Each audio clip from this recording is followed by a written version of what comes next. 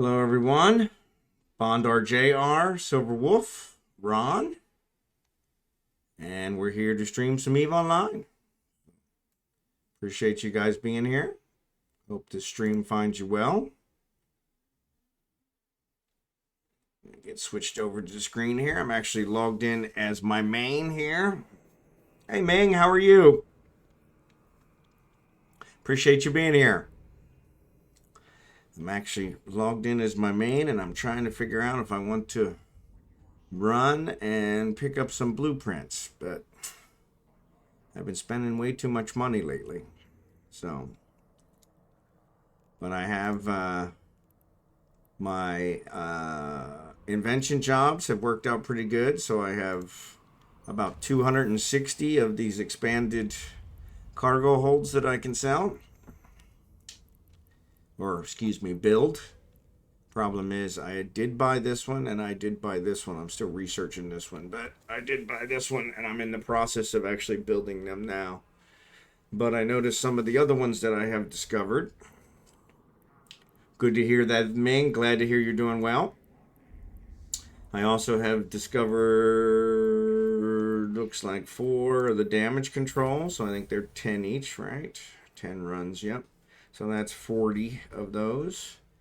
And they use the same type of stuff, so I need to make some mechanical parts. But there are a couple that I do not have. So these 3 I don't have.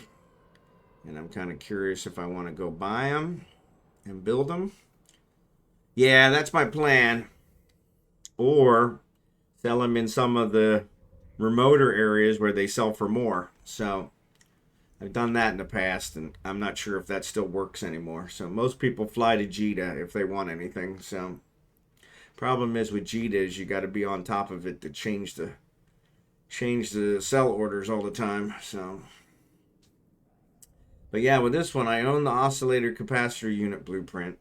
I use that for my Helios, which I've actually built 2 Helioses. Oop, that's not the one I wanted. If I go here, so let's save you. I go here to my ship queue. You can see I built 2 Helioses, so I can take those and sell them. So, well, the expanded cargo holds is usually pretty high, but I haven't checked since I've been back, so that's one I really need to look into. But I used to make majority of my profit on those way back when, because they're pretty easy to invent, pretty easy to build, but unfortunately the blueprints that I used to build them have all disappeared. So that's what I'm trying to replenish. But I did invent a couple Helios blueprints, and I built 2 of those mainly because I wanted to use them. So Helios is one of my favorite ships. No, I'm not. I usually build them and then sell the completed ones. You can sell the blueprint copies, but unfortunately you have to do that through contract, and those always get kind of sketchy. So, but yeah, so away. But yeah, so you can see the oscillating blueprint oscillator I have. This one I have. This one I have. This one I'm researching now to get it down a little bit so I can build them. It builds by the hundreds, so that's never a problem. But these 3 I don't own. So I was thinking about maybe making a run to pick those 3 up, as well as the plasma thruster and antimatter reactor unit. I don't own either one of those. But that's 5 blueprints, probably at least 5 million each. I'd have to check. So yeah, I would guess the ships themselves, and that's one I could always check. The ships themselves, it's hard in game to find that kind of information unless you're sitting in Jita. But the ships themselves probably sell a little bit better. But yeah, I think the volume is low on the BPCs. So, But where was I headed with this? So yeah, so I could make a run there and do that. The other thing is I have jobs that just completed. A couple of these are going to complete here in a couple. So these are more research jobs. So I'm doing a 10 run research job on this one. And we got 4 out of 10. We got 5 out of 10. We got 4 out of 10. 5 out of 10. 6 out of 10. So let's see, that's 4, 9, 13, 18, 24, 29, and 33. So there's another 330 that I can build that I've discovered. And so I haven't spent anything on these. So, yeah, I didn't think about that, but that's not a bad idea. Um, because that way I could just switch to him quick. And I do have, there's a website that you can look up and it'll show you prices that way, but it doesn't show you the how much volume have things sold for and that kind of stuff. It'll just give you the prices. And so I use that website on quite a large basis, but pretty much anytime buying the blueprints for this stuff, you need to buy it there. And it really hacks me off because I did own all these at one time. So I used to build all these. But now they're all gone. So I'm having to So the ion thruster one I do own because that's part of my Helios build. But the plasma thruster and the antimatter I don't. And then here the quantum microprocessor, the ferrite carbide, and the plasma pulse generator I don't. So yeah, but I'm just curious if I really want to spend that money right now. Not sure if it's worth it. I actually did a calculation yesterday on this nanomechanical microprocessor, and I was using bad cost data in my spreadsheet that was old, and when I updated the cost data I found out it really wasn't saving as much. But per run of like 260 of them, I think I saved 500,000 by using the blueprint rather than buying. So given that now I've got another 260, that's $1 million. The blueprint cost me $5 million. So 10 runs of doing this and I'll have paid for it. So yeah, it probably works out in the long run.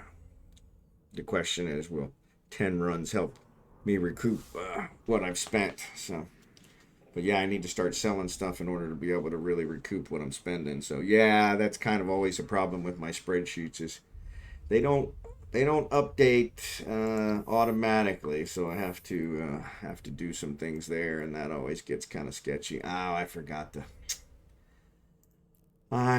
to disable my VPN, so that's another one that we'll probably have to do, but I gotta actually exit out of Eve to do that. I really don't know. I set up my VPN to do split tunneling.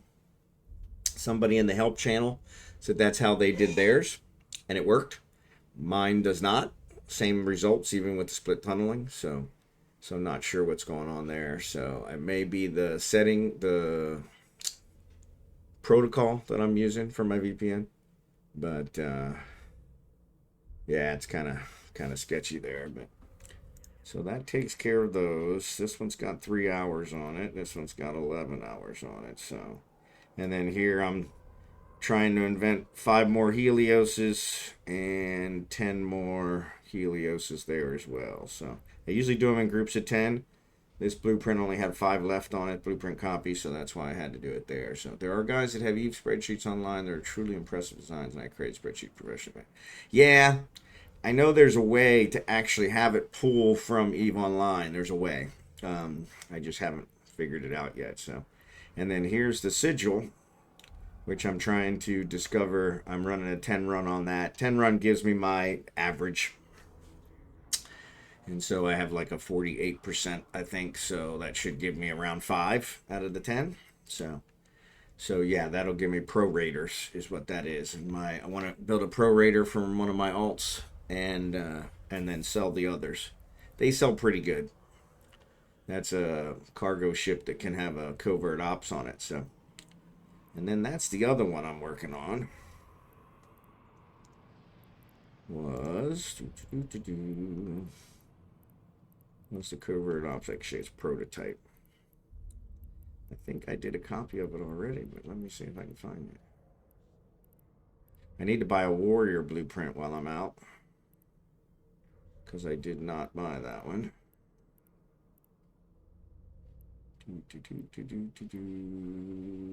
Prototype. So I thought I made a copy of this one. I could have swore I made a copy of it. No, I probably didn't. Right now I've got, no, it says I only got 4 science jobs running, so I could go ahead and run this one. It'll give me 40 runs. Yeah, let's do that. All right, 1 day and 1 hour, so we'll do that. I see you got some manufacturing skills based on the size of your queue. Yes, so my main does. None of my alts do. So I do pretty much all my manufacturing on him, all my research on him. I use them to farm data cores, and I really need to actually set them up to do some more planetary industry, because a lot of the tier 2 stuff requires planetary industry, which is easy to do, but I got to get them set up to actually do it. I think they already have planets. I just haven't done anything with them, so it's one of those things I always forget. So, but yeah, I'm trying to decide if I want to run over here and do that or wait. I think maybe I'll wait. I want to try and prove that this is actually going to work out. So by my spreadsheet, and I need to update this, but nanomechanical. So that's not right. I mean, this is kind of crazy. That's what it costs to build one, you doofus.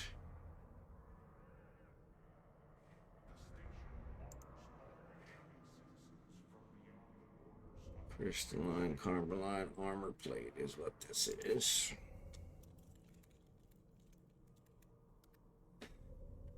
Morphite construction blocks. Yeah, okay. But this one, yeah, so this should be 10. That one right there is equals D3 times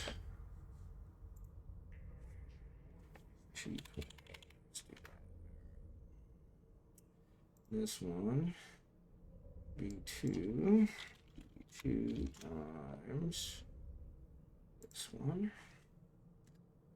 All right. Morphite, construction block. Construction blocks never cost me anything, so they're kind of nice, but I do a lot of planetary interaction stuff. Yep. Yeah, I like the planetary interaction. That's kind of nice. But and then I probably could run around and pick up some of my research stuff too. I've got quite a few that would help out, so. But not enough that it probably is going to matter. So I'll probably just let them run. Passive income. Yep. Though I very rarely sell anything. I'm a hoarder, so I pretty much keep everything because I know I'll probably need it for something. So, which never quite works out. So, but yeah. So I'm actually going to log out here. So I'll keep talking with you, Ming. And I'm going to log out and shut off my VPN. I'm going to quit, which is going to make the screen go back. Sorry about that. I'm going to kill my VPN, which I hate doing. Come on, shut down. Reconnection successful. All right, there we go. So we're back connected. Sorry about that. I didn't think about killing the VPN would also kill that, so, which was stupid. So let's get back in here.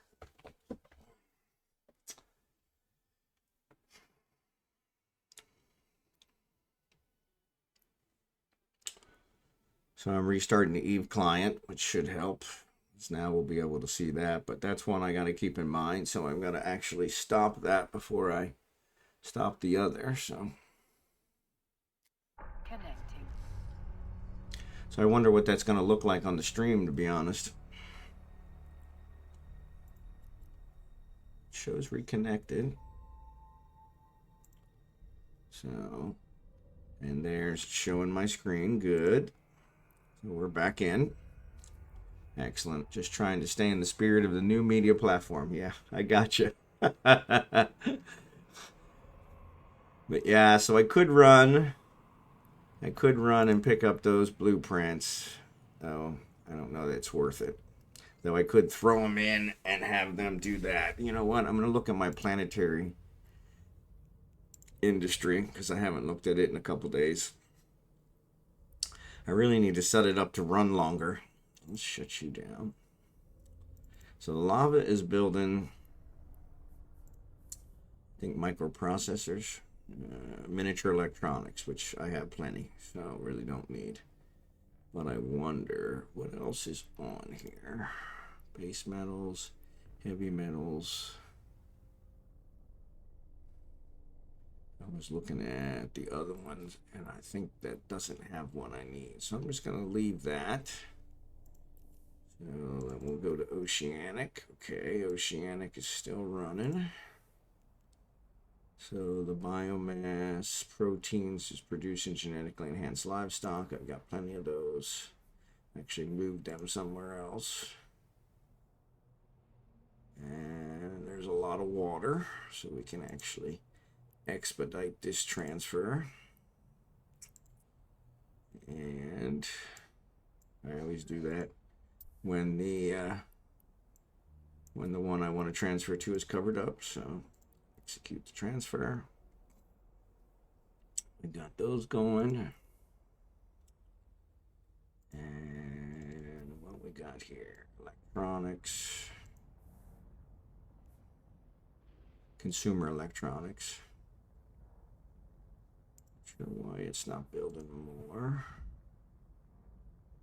They should have Chiral structures. What happened to Chiral structures? So it ran out of Chiral structures. Well, that's interesting.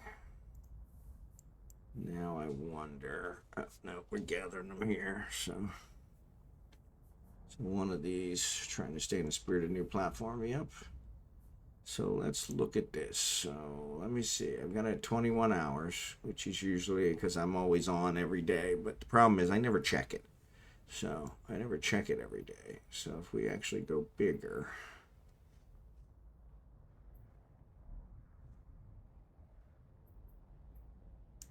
$2 days and 20 hours. Let's do that. Now let's fix these guys. It really doesn't seem like there's anything there.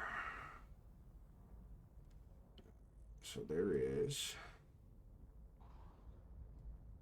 Looks like it's over here more.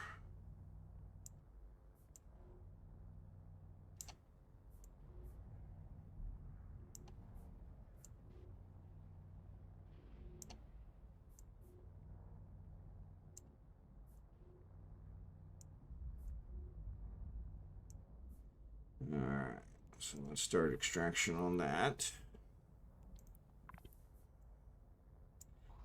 And I don't know what this one's pulling. Heavy metals. I was looking to see what I needed for the I think it's mechanical parts is what I need for one of the other ones. Let's go back here to industry blueprints. I don't know why it takes so long for this to load.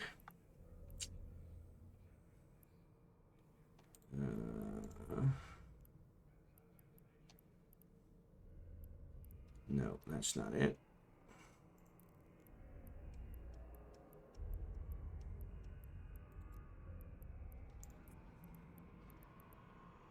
Mechanical parts, there it is. Reactive metals and precious metals. Precious metals is the special one. Noble metals are only on barren and plasma. Okay, so good to know. Close you. I do have a plasma here, which is the one I was just messing with. So here I have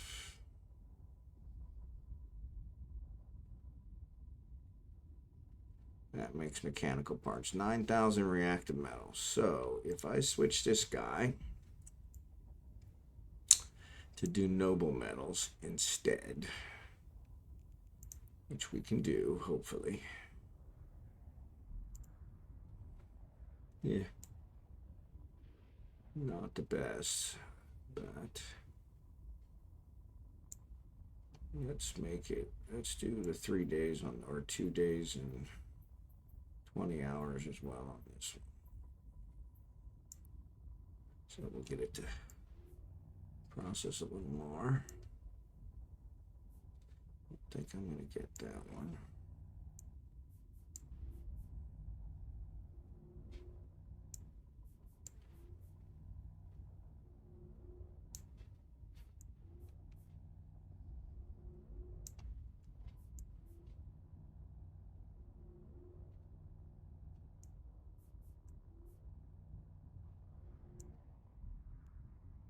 All right, let's do that. Not routed. Okay, so let's route it. Route. Of course, I did that as soon as I'm on top of it. Get that route. Submit. And then here, this is creating consumer electronics, which we don't need anymore because we don't have any trawl structures. So I'm going to install a new schematic, which is called mechanical parts. And I'm going to route those to here. And then I'm going to route from here reactive metals and no, I need to fix the noble metals. Yes, so the noble metals, trawl structures, that's good. That is toxic metals, heavy metals, so we don't have those anymore. Toxic metals, trawl structures. All right, so let's switch these guys. And we're going to tell that we want these to be precious metals. Install, route, and then here, noble metals, create route to here, create. All right, that takes care of that one. Same thing here. Precious metals, install, create route, and we want routes. Noble metals incoming. Wait, to here. All right. So that should take care of that. So once those noble metals start producing, we'll get that. So yeah, so we'll get those thrown out there. That'll start making my mechanical parts. So that'll work. Ended up wasting some stuff, but that's all right. All right, got that going. We're actually creating more trawl structures, so we probably should have thought about that. So,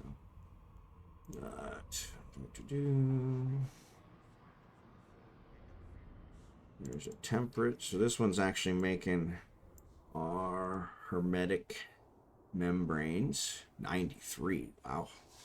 So we did really well there. And that's taking the genetically enhanced livestock, the industrial fibers, I think, and the industrial fibers oxygen compound end up getting made into polyamerids. And then the polyamerids and the genetically enhanced livestock get made into the hermetic membranes. So that's working out good and still producing. So we'll probably just leave it. So And then that's the temperate. Storm. Storm's just making materials that make everything else. So there's some Tyrol structures. Water-cooled CPU is made in the supercomputers, which I'm making in someplace else. There's that. What is actually being made into those? So, plasmoids. Where's the plasmoids coming from? Water makes, and water. So yeah, we're not making any more plasmoids. So we'll just actually, these water ones, we can still produce the water. So I'm just going to start those over.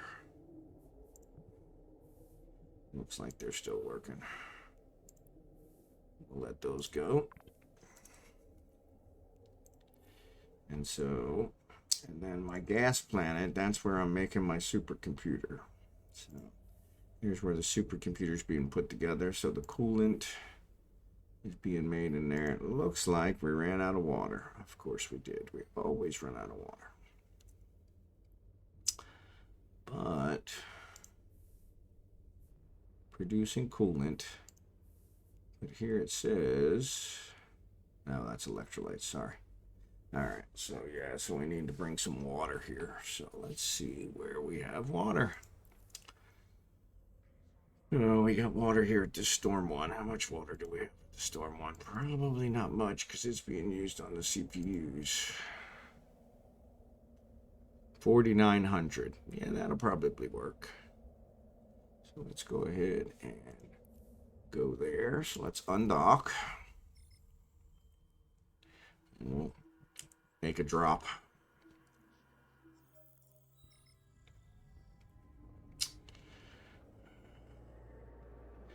Actually, we may as well pick up the water CPUs while we're here. So, or the, yeah, the water cooled CPUs. So let's do expedited transfer. These guys should produce some water, right? No, that's not what I wanted. Yeah, they're producing water. Okay. So, expedited transfer to here. Water cooled CPU and the water. We'll take all that. All right. Then we will launch up here. This is where it ends up costing me money. Transfer, not really as much as I thought. Leave that open. So we are going to fly here. So warp to 0. Video and audio is hanging still. Seems to be okay. I don't have any drop frames.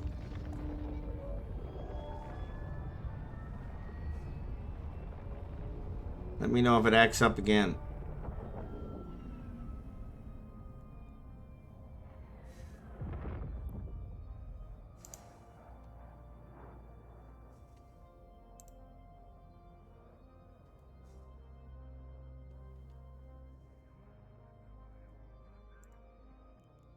Because that's definitely no good.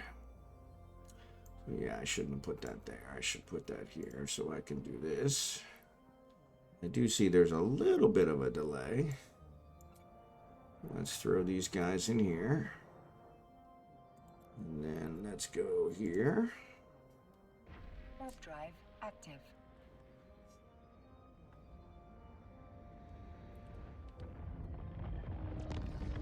Yeah, it probably was one of those from before, so sorry about that.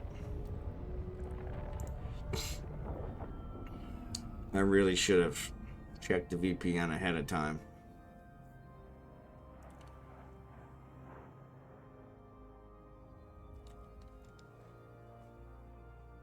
Alright, so let's open this customs office access. We're going to throw these guys in here. Oh, actually, we're not going to throw those in there. They stay here. We're going to move these guys over here. Transfer. And then we're going to open this guy up. And do an expedited. So let's do this. Let's do an expedited transfer from here to here. And let's move the supercomputers. Other than that, we'll leave the rest. And then we'll move these. It won't let me. Why not? Well, I guess I can only go one way at a time.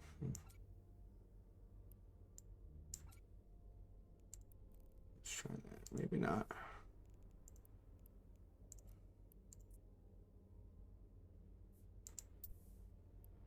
Here we go. So we'll put the water in there. Execute. That should cause this to start working. Excellent. Which then will cause this to start working. Excellent. And then what we'll do is we'll launch these guys. No. Why we move the water-cooled CPU? That's not what I wanted to move. No, it won't let me move it back now. Oh, you doofus. I hate when I do that. The supercomputers is what I was supposed to do. Yeah, so 45 minutes is what it's going to take. So that means when the coolant actually gets done, there won't be any water-cooled CPU there for it to do it. So that sucks. So I got to remember to come back here in 45 minutes. Some days it really doesn't pay to get out of bed. Anyway.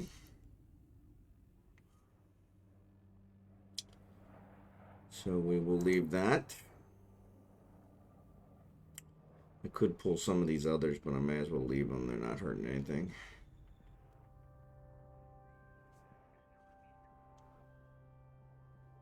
I'm going to make mechanical parts there, which we need, so that'll be good. Got more water here, which I guess I could go get that more water. Oh, that's in here talking, so yeah. Why is the water-cooled CPU in my... What happened there?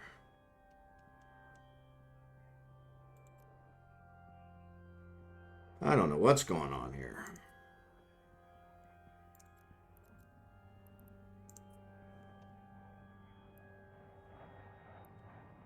Yeah, these should have gone there. Water-cooled CPU wasn't what I was trying to do. I had something else.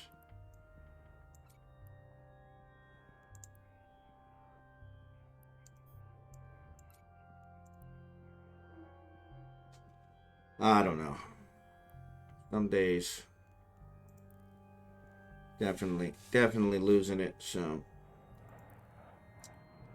yeah, I need to come back on him in another 45 minutes. So, which sucks. Let's go ahead and dock him up. Warp drive active. And actually, technically, I don't need to undock next time. I can just do it from logging him in.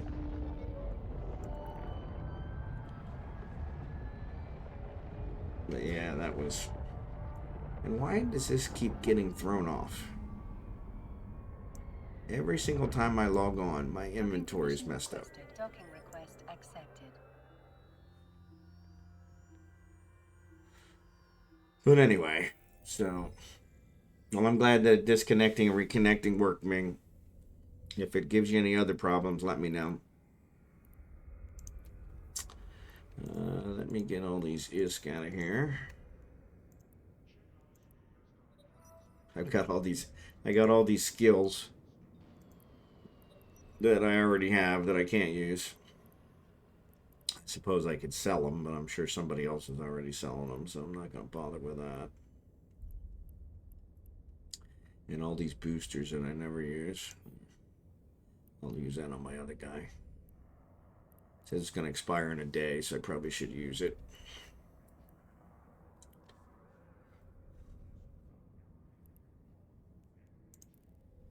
But yeah, let's go ahead. Seemed like it was on my end, but my other internet connections were fine. Yeah, it's weirdly weird. So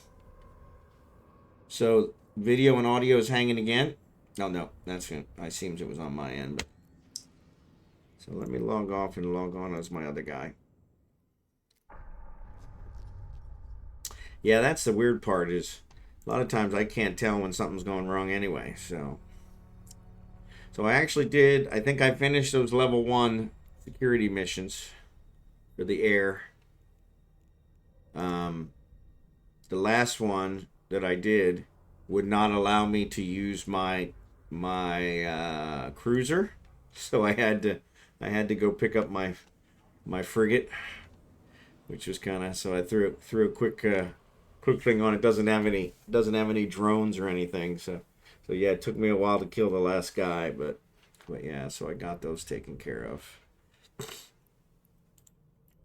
Let me make this active, because what we want to do is we actually want to go back to Kulin. Probably, actually, no, what I was thinking is... So yeah, we got those done. Here's career agents, which I was going to look at, and epic arcs. And combat sites. I could do combat sites. Combat sites aren't a big problem. So let's look at those, because I think there's some combat sites here, so...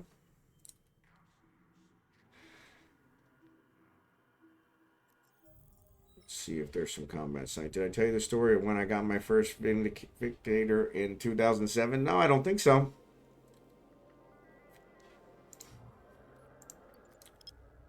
Oh, forgot to drop off my stuff. Alright, so none here. And that also. So let's go back to Kulin.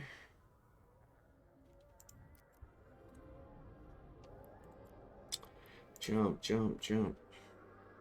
My corp was at war. I got it in Amar, and I needed it in Galente space. Yeah, and you're at war, so travel was probably not the easiest.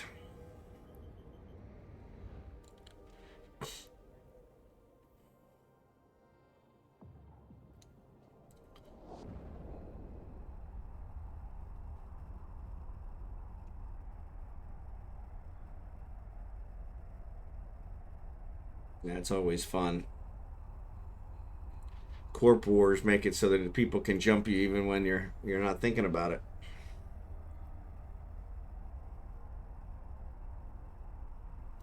A long drive while at war. So I talked to a very strong player in my corp about maybe fitting warp staves for the transit. Yeah, that's a good idea. That way at least you can try and break through any gate camps they might be setting for your corp.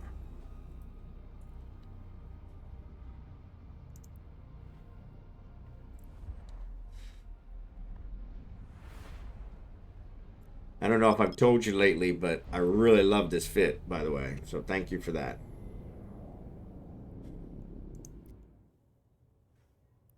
Garista's Refuge. Let's warp to that. Let's see if Enway's working this one.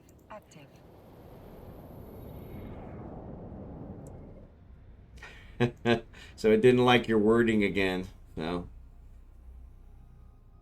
He pointed out if I got ganked, my fit would make me look like a bitch in a big scary Vindicator. Yeah, exactly.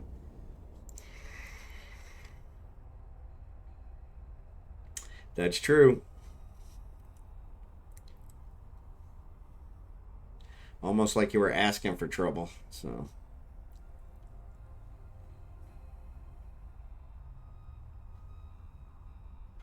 Almost like you were asking for trouble. Wasn't sure how to use better word and not convey the same thought. Nope, that's fine. It says now that I add the permitted term like a bitch. So shouldn't stop you again.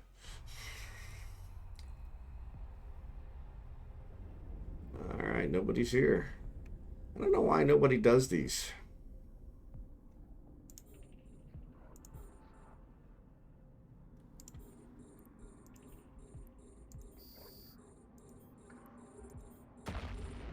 Yeah, they're shooting at me. They're doing pretty good. Slow to antimatter. Oh yeah. But once again, my My tank is holding. So I warfed the ship, and if I would have died, at least I would not be embarrassed. I would have gone down like a man. There you go.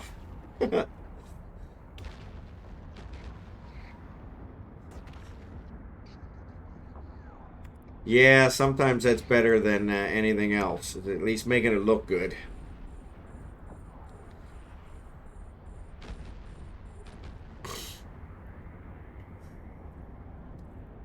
That must have been the one. Oh, these are the so this is the missile battery. So yeah. Come on, finish them off. There you go.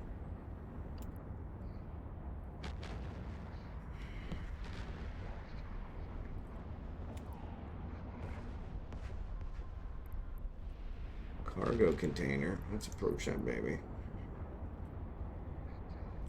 Yeah, this tank is really working good. I made the trip with no contact, but it was a big deal. Those ships were kind of top ship of their day. Yep, I agree. Oh, they are jamming me. Hate when that happens.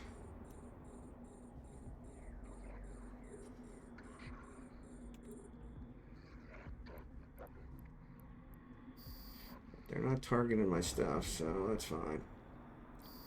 Alright, so let's loot this so we can get rid of it. Throw those Inferno missiles in there. Command to a drone requires you to have an active target. Yes, I know. I just didn't expect them to kill him that fast.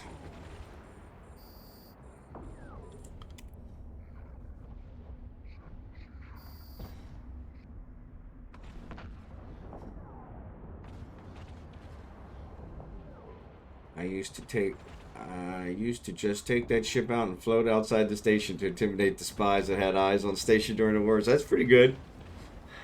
Yeah, those were a nice ship in their day. Now nobody even talks about them anymore.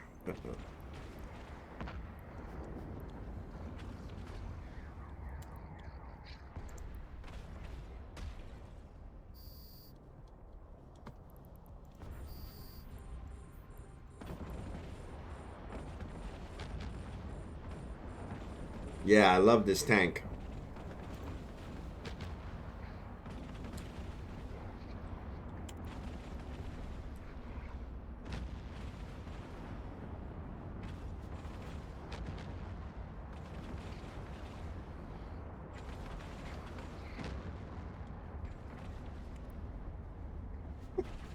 I keep switching them. I got more compliments on that ship than any other ship I ever had. It looked exactly like a regular Thrawn, but I had a different colored windows. That's cool. That's one thing I don't do a whole lot of. I don't do the skins. They seem to become very popular.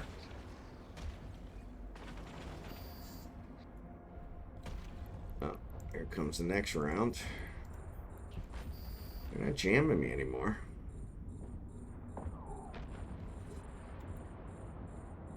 Oops. Really?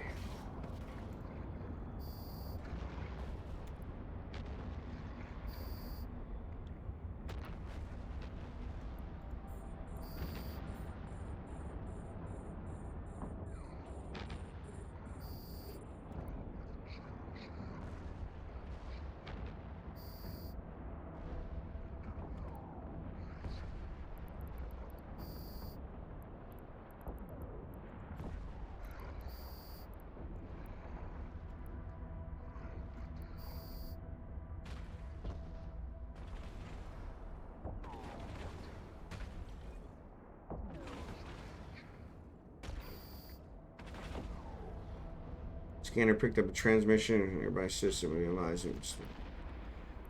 Check out the mistake. Oh, so these guys just came back. So somebody just came to truck it out.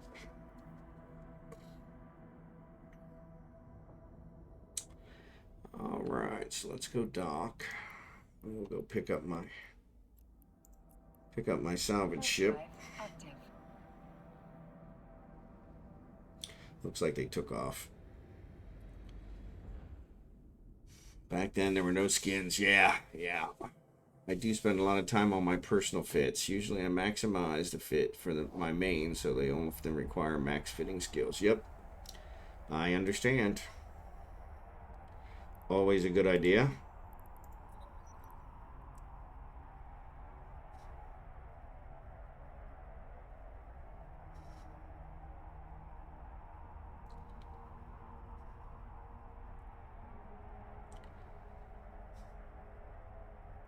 So I was actually expecting that air thing to go to level 2 and have me do level 2 security, but it didn't do that. So, or maybe that's what's coming next after I do all of them. It'll roll to the next level. I don't know.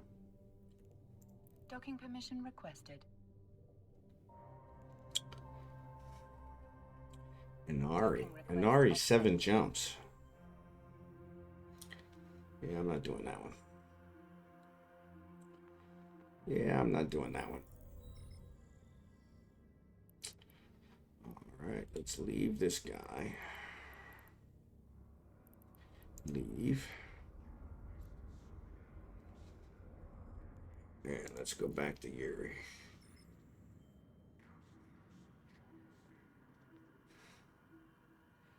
We'll get my... Yeah, I was just lurking on the noob help channel, and guys were talking about farming the air program for the SP. Yep. That makes sense. That's exactly what I was thinking. Is that it seems like it would be something that would be abused. The thing I like is that it actually keeps track of it. So, no, yeah, it's definitely not just you. Yeah, because when I logged in, when I finally got it connected, which is funny, it was the help channel that actually suggested the VPN. Actually, I think they asked a couple questions that made me think about the VPN, and then I removed it, and it worked. But once I mentioned to them that it was a VPN, then they were like, "Oh, okay, you should add that to your bug report." I said, "Yeah." Speaking of that, I need to do that, but yeah, it seems like it's a pretty. But they said it's actually a known thing where some people just can't connect to it, and so yeah, yeah. Well, and I use a VPN to pretty much just show that I'm in a different city in the same country I'm in, so it kind of defeats the purpose. But it's supposed to. Why is it not jumping? There it goes. It's supposed to keep me from getting ads and for my search history to be, that kind of stuff. But it really doesn't seem to work that way. And so. But once I move to the Philippines, then I will definitely need to use the VPN to be able to access any American content. So,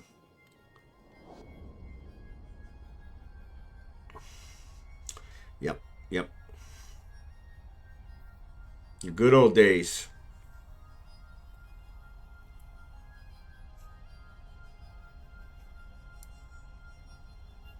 The good old days. When life was simpler.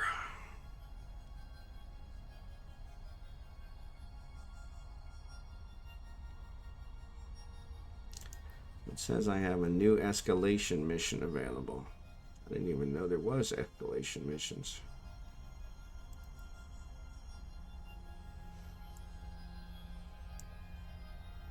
So it did mention these career missions. That's another one of those that they mentioned in the R thing. So yeah, we got notice from December to make sure to reboot the system at least once per year to avoid a day bug. Yeah, I remember those days. I remember those days. We could run them for years. Yep. Docking request accepted. Yep. Now, honestly, they're still the most powerful ones around. We do all our processing at the bank on a mainframe, and it makes a huge difference. Make active. I need one more second. Really, one more second?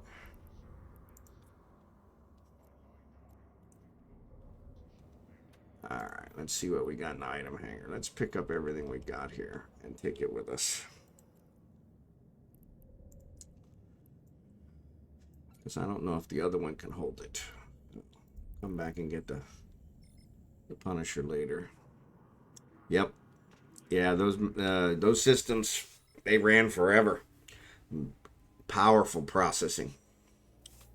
Like I said, to this day, they've talked about getting rid of our mainframe multiple times, and they're never going to be able to do it. Active. Just won't be possible.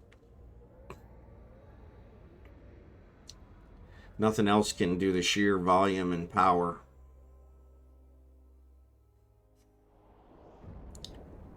It's funny because a lot of these companies running the server farms are looking for that same kind of power, but it's too hard for them to get a mainframe. So they're using the server farms for that kind of stuff now, and they're not even close. You know, thousands of servers in a server farm, and still not close to one mainframe. So, but yeah.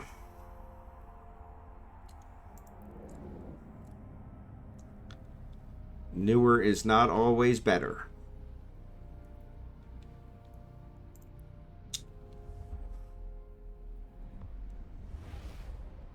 Yeah, yeah. We have we have with the patching and everything else. We have such problems with our servers. It's ridiculous. So, I think it's gonna be this one. Seems I didn't erase one, so we'll see. Active.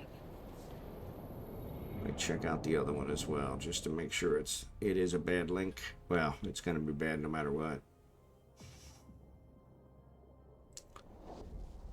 I think I have most of mine set to expire in 2 days, so if I don't revisit the system in 2 days, it usually gets rid of it. That's one I always forget to do, is get rid of my bookmarks. But yeah, the server farms, it's amazing because they're nowhere near close to the sheer processing power of a mainframe,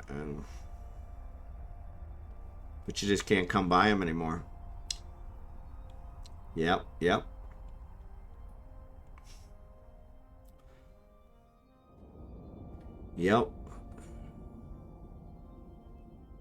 Yeah, at the bank we've talked about multiple times about getting rid of the mainframe, and it's just every time they bring it up, it's kind of like, you guys are out of your mind. It's not even a conversation. Not even a conversation. It's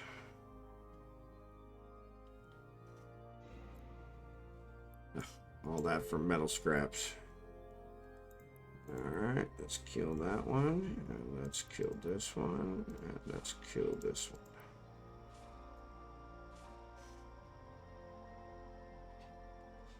Nothing of value. Nothing of value.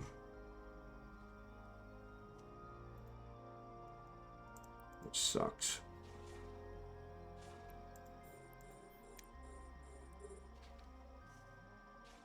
Nothing of value.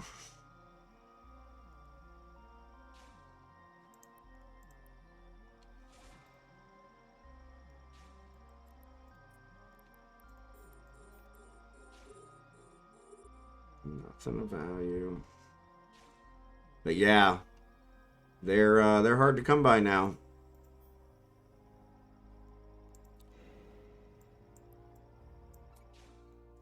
We actually own 2 of them. We've got one at our main data center where I work, and then we have one at our disaster recovery site.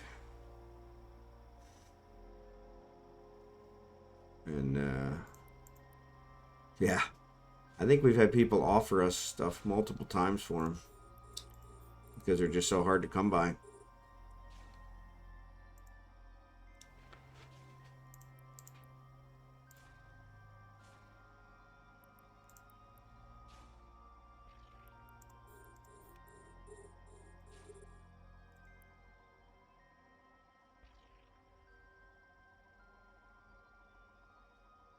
Gonna have to pause here with my cap in a minute because I'm gonna run out of cap.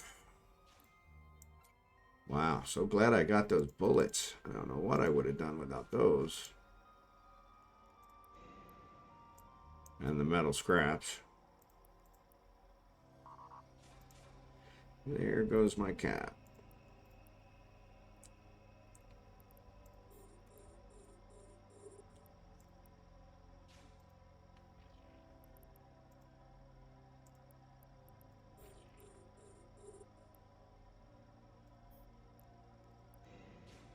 Ooh, there's one. Some loot.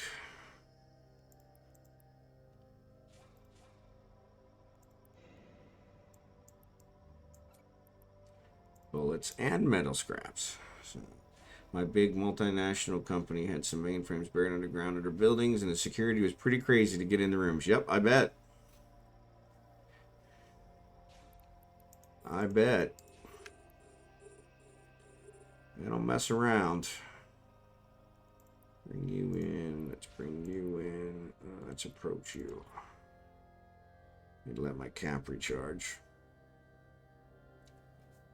But yeah. Yeah, like I said, ours is buried in our data center, and then our disaster site. We have one there as well, and yeah, they don't mess around.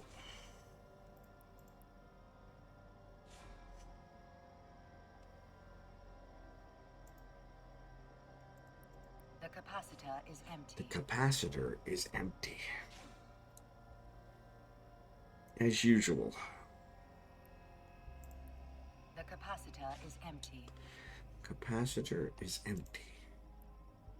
The capacitor is empty.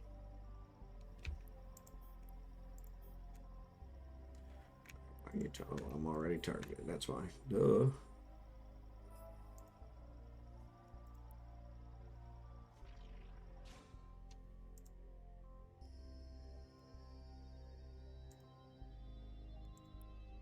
Well, we'll bring these guys in and wait for my cap to recharge.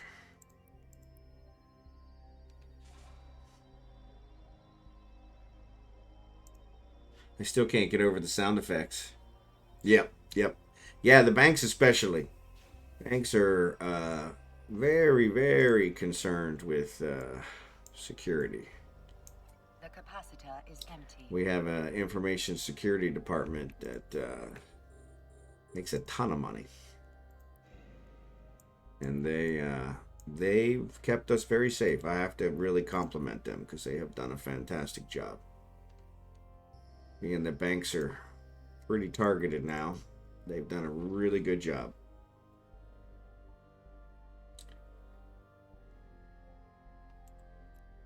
Alright, so that was the Pith Renegator. Let's get rid of him. We'll work to that other guy just to make sure it's bad.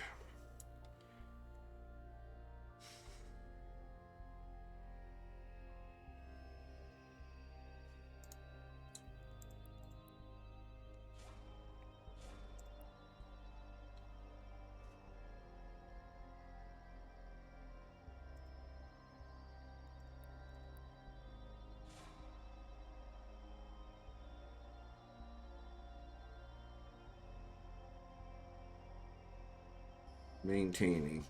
Well, the way VMS operating system was constructed, it was naturally rather difficult to hack into, whereas Windows is not so good. Oh no. Oh no. They're asking for it with Windows. The capacitor is empty. Yeah, they're asking for it with Windows. It's almost like that was part of the plan, was to make it easier to kind of hack. And I don't know why. You know, because the mainframes, the VMS, they were just so secure, and that was the point. But they just never, I don't know, they went the exact opposite. They went flimsy. They went, kind of like the car industry. We used to make cars out of steel, and they realized, okay, that's burning a lot of gas in order to, propel that, but safety-wise, they were unmatched because they were steel. Drive active. And once they started making them out of plastic, then the death toll rose from that. But nobody seemed to care about that. It was cheaper to make them out of plastic. It was cheaper to fuel them. When the Maxi OS was its own physical hard drive, and nothing can write to it other than yep, exactly. Exactly.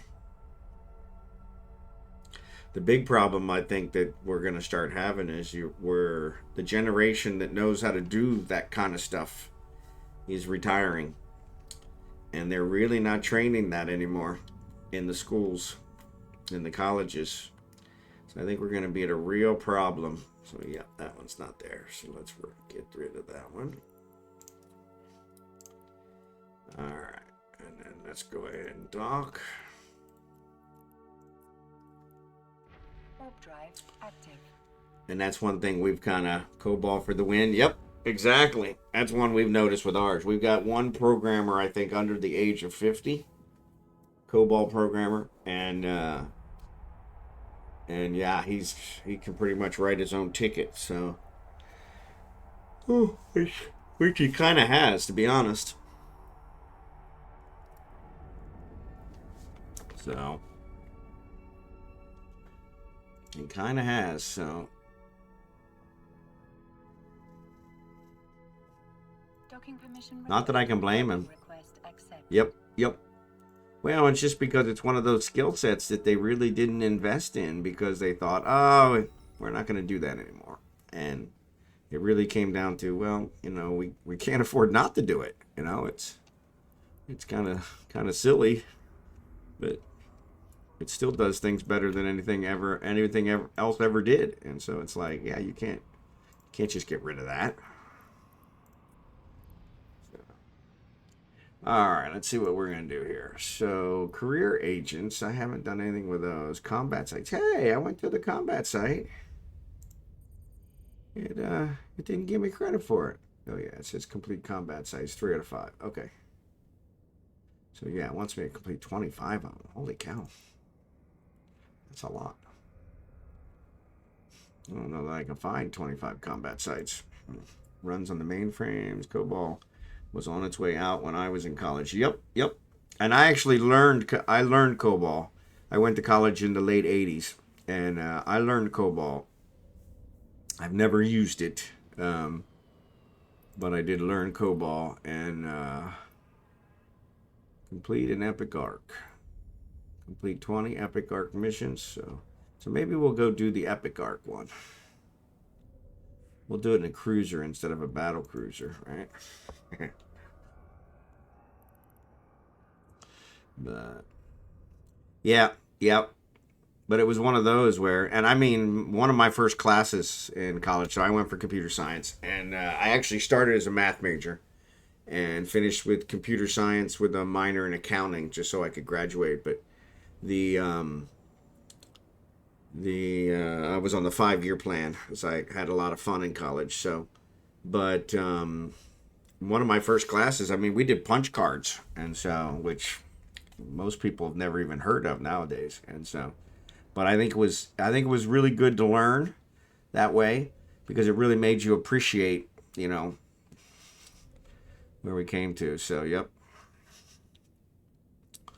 But yeah, I mean, that was the way to do it back then. So it made sense. So let me see where my epic arc. Let's do the Sisters of Eve. 15 jumps. That's a long way away.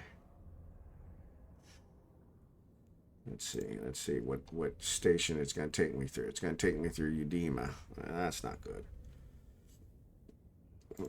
Let's see how bad. Let me check my jump gates. Vanillin to Armin. I think that's it. Armin, right? Once again. Yeah, Arnon. A-R-N-O-N. A-R-N-O-N. Don't avoid anything. Oh. Guess it helps if you select it. There we go.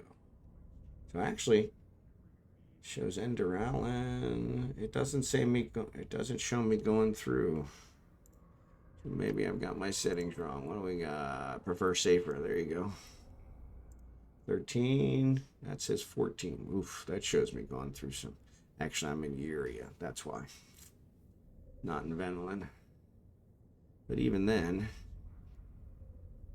is there? Yeah, those are a lot of low sec. Prefer safer. Avoid systems. Take off my avoid. So that's 15. That has me going through Udema, which probably is not a good idea. So let's go secure. Yep, Udema's got 1 kill at the Civila gate, which is never good. Yeah, there you go. There you go.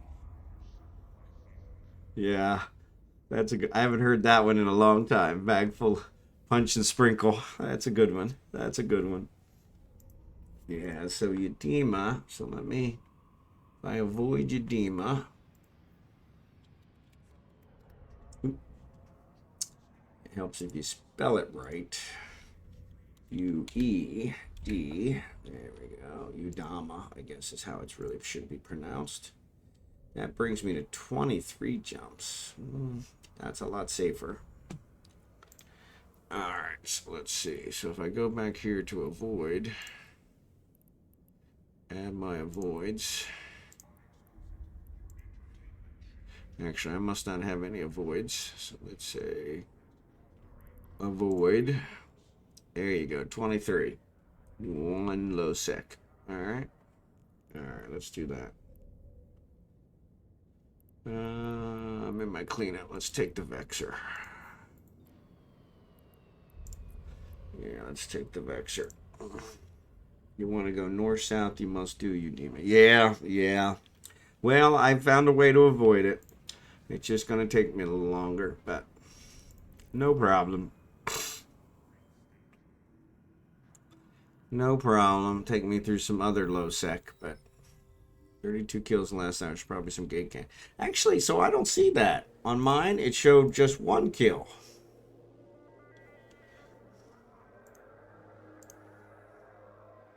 Yeah, it shows 1 kill in the last hour. But even then, that's too many. So.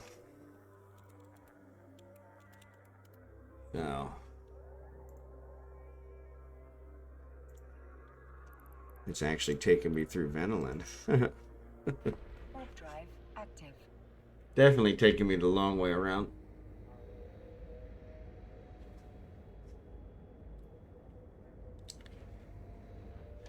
Actually, this is Uria.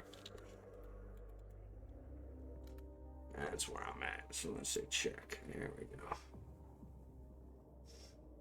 And actually, no, I'm in Kulin.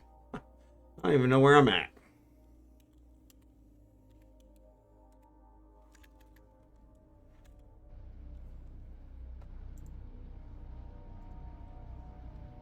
Not that it matters, I guess.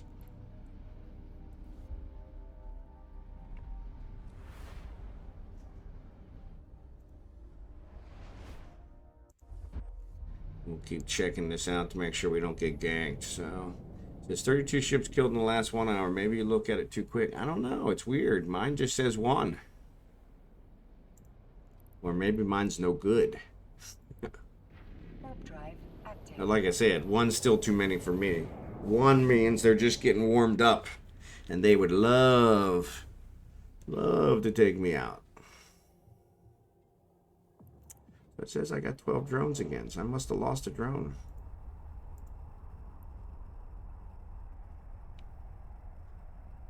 Maybe against those missile guys.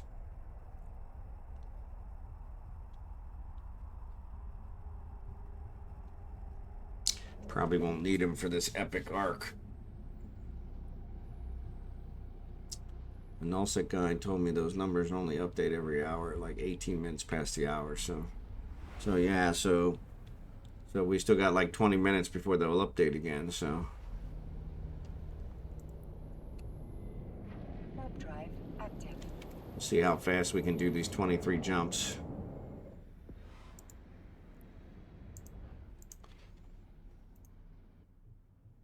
I think on my stream one day I did a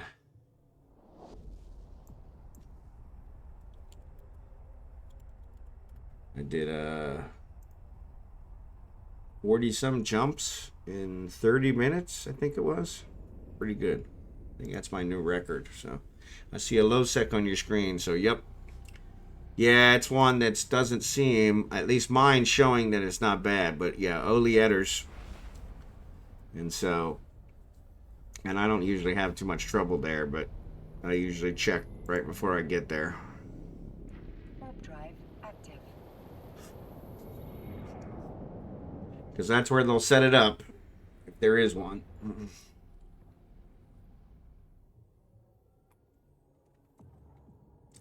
That's a problem once you start putting in the avoids. And it can't do much. It's got to come up. Got to do some avoiding. So yeah, in order to get around Udema, I have to go through that one. So yeah, I don't have any cargo. Just ammo at this point. But like I said, I've been pretty good with this one that I use. But it bothers me that they say too much. You're not going to gank you for that. Yeah, exactly.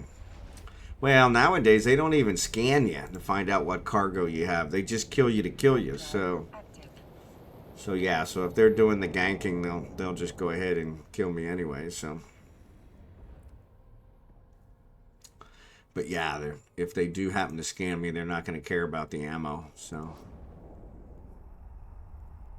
I do have some Navy midshipman stuff in there, but yeah, they don't look like they're particularly valuable. So go ahead.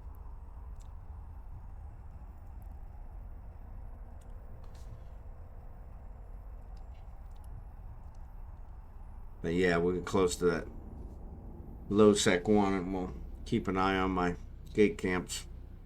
Because there's been several times where I've gotten to like the low sec one where I'm gonna cut through, and a gate camp start killing right before I get there. Yeah. Well, that's the ones that get me, is when they have the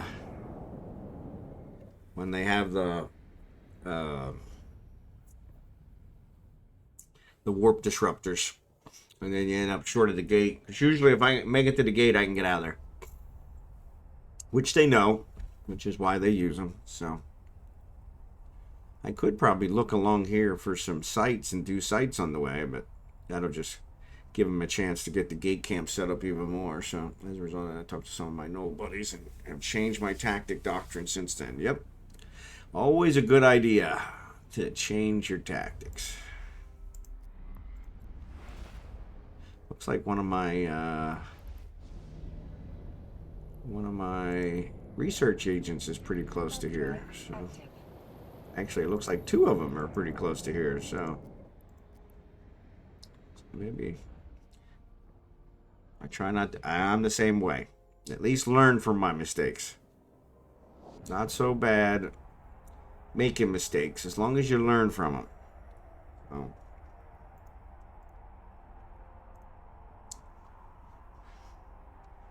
Yep, still clear. Still clear. Still clear.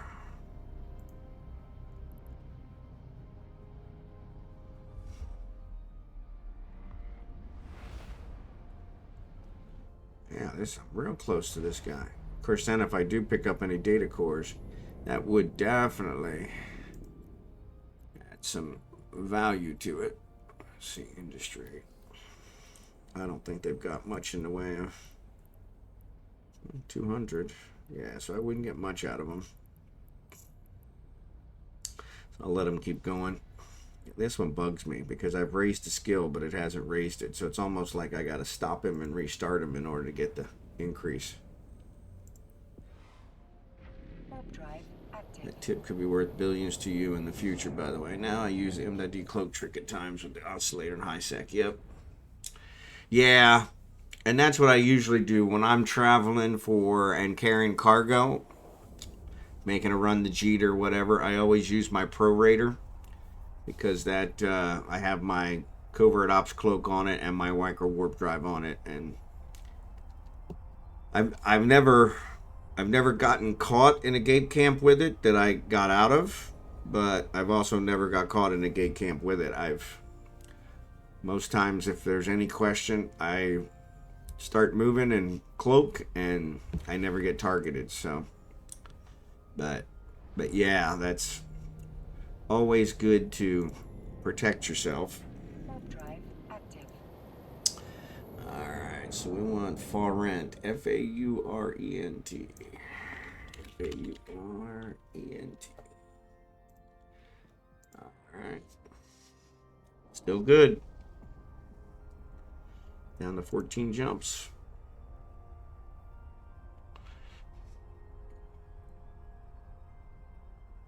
Once we reach Faurent, so there's a couple questionable ones. Brudix Navy, Vexer Navy.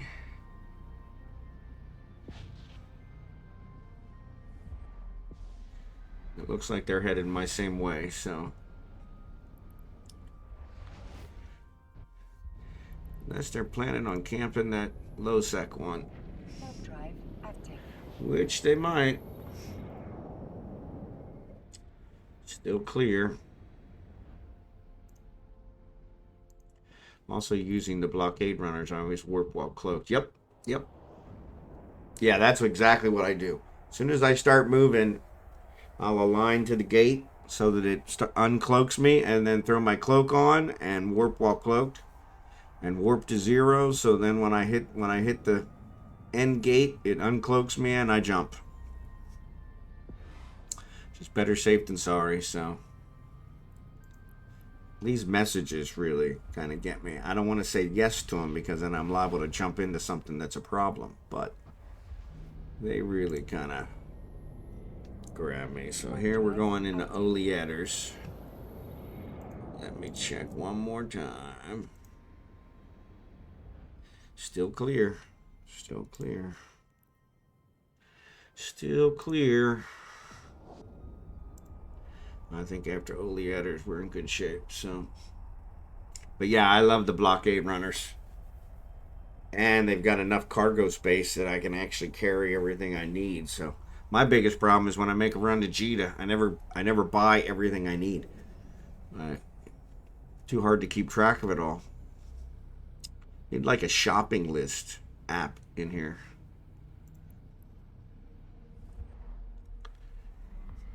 So I end up making multiple runs. Luckily, Venolin's only 7 jumps from Jita, which is kind of nice. But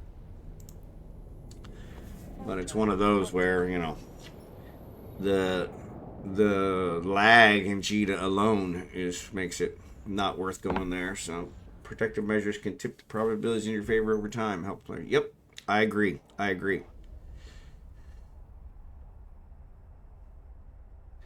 never had to break a gate because I don't think they've ever realized. They probably were a couple gate camps that I've gone through, but because it was questionable, I aligned, cloaked, and warped, and they never even uncloaked or whatever because they didn't see me. So that always worked in my favor. So, but they do say if you actually get caught in a gate camp, one with the warp scramblers, the one that you can't really get out of with the blockade runners is they're using smart bombs, but they have to be in low sec for that. So yeah. See, I just try to avoid them. And like I said, this website I'm using, it's eve-gatecheck.space. Yeah, eve-gatecheck.space. It's the one that I use, and it seems to update pretty good. Smart bombs not powerful to kill purple 50. Yep, I agree. Yeah, with the blockade runners though, they do enough damage that then you can't really get your cloak going.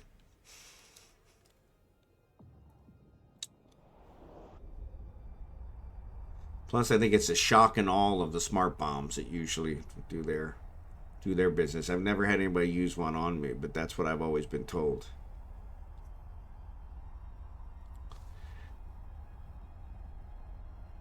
Startles you into submission. So It's the remote boost interceptors that make issues for blockade runners. Yeah, yep. I've been cracked many times by disco ships. Yep. Yeah, honestly, I've never, like I said, I just avoid them. Watch the website and avoid them where I can. And if I can't avoid them, then I do something else. I don't travel. So, weather conditions are bad, don't travel.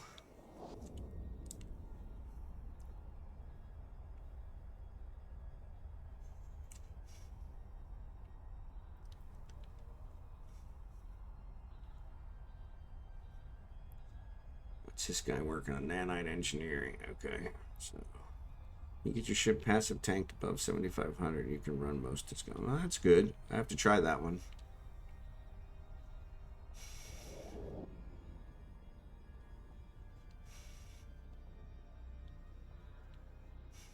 Yeah, it's one of those. With the PvP, you really have to have a really specialized setup to try and survive a special thing. And if they're even slightly different, you know, it's tough to get interceptors that high. Yep, I agree.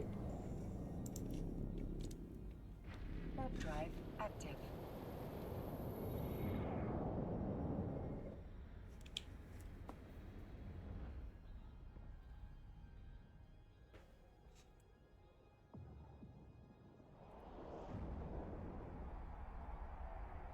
And I think that's my problem. Is I have enough trouble just trying to fit out the ships for the PvE.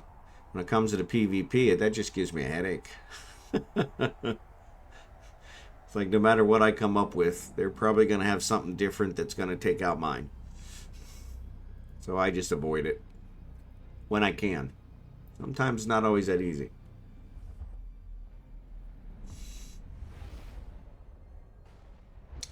Sometimes it's not always that easy. Warp drive active. Yeah, we got through that one.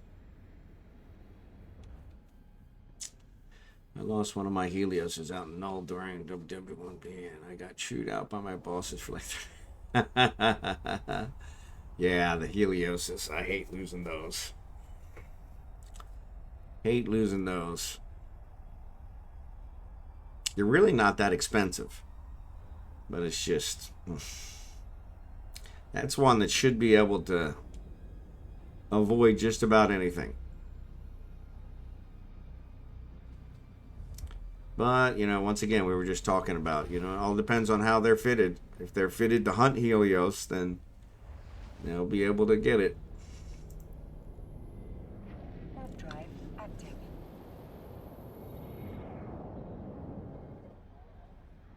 So Luminaire's where I got another research agent and a portal. And I think Yona. Actually, no, it looks like a portal. I do not.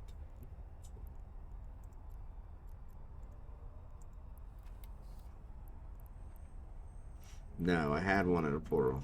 Not anymore. Yona, Luminaire, Tomo, and EQN. I don't even know where that is. For me, these kinds of camps give me RL nightmares. Yep. They had a bubble on the gate, floating trash, the incoming vector, at the edge of the bubble. So apparently I should have bounced my ship off the sun to not be in that vector. Yep. And honestly, sometimes that's what it takes. Which, like I said, that's too much work. If I see, like I said, with that website I use, it seems like it's pretty good. I haven't run into one since I started using it. But if it shows me one, I just avoid them. So much easier. So much easier. I had to sit one day for 3 or 4 hours, and I think I logged in as an alt, but I had to sit one day for 3 or 4 hours because I was a gate camp. It came up as I was traveling, and so I just camped in a station there and switched to an alt. So, but yeah, so I hit the bubble, got uncloaked by the stuff in space, and then popped up like 10 ships before I could exit the bubble. Yep. Yeah, there's always a method for them, and like I said, in that case, they were obviously hunting the the ships with the cloaks, because that's why they threw the trash out there, to make sure to keep you guys uncloaked, which is just frustrating. But you know, part of the game.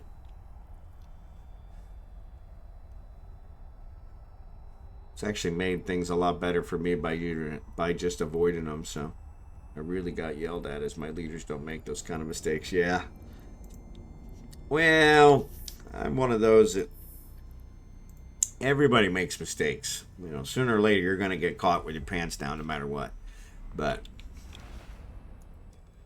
and that one, I mean, they were actually looking for, you know, what you were flying, what ships, type of ships you were flying, so they were targeting you guys. So there's really not a whole lot you could have done to avoid that one, other than avoid the camp in the first, you know, as a whole. But which is not always that easy.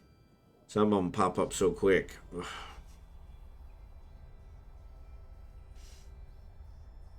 Yeah, but that's one of those things that most people don't do, you know, not on a regular basis. So, did they? Okay. So they had kind of warned you.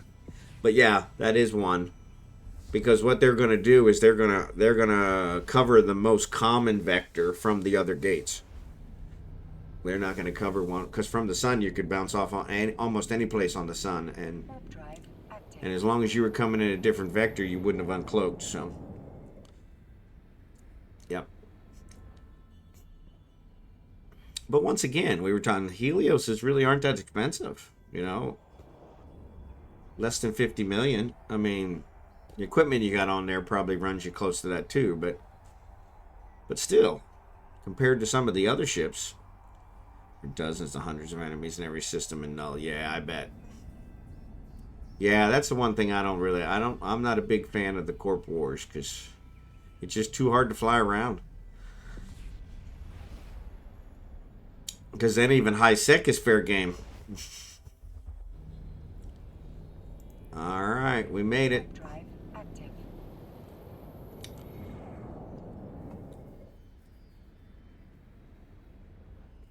So, I don't know how long that was. I wasn't timing it. See if I break my record. Probably not. Like I said, it was like 45 jumps in 30 minutes. It's a pretty good one.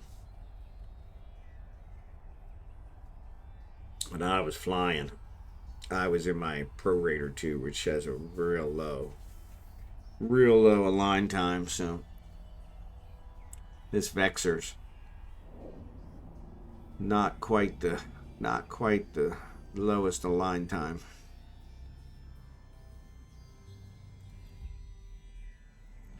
Can I decline it? I think I can. I think I can. No, it just says it's an escalation one. Level 4, which I'm probably not at a level 4. Alright, let's dock. We'll start this one. I remember the day that war jumped off. I'm flying around my corp space and I jumped through a gate and suddenly with hundreds of ships blinking red. Yeah, that'll really cause you to need to change your underwear. Yep, so I warped the next gate. There are hundreds more going the opposite direction. Yeah, exactly. Yeah. My corp, when it was active, they did a couple wars like that, or they joined alliances that then got into wars, and it was such a nightmare to fly anywhere.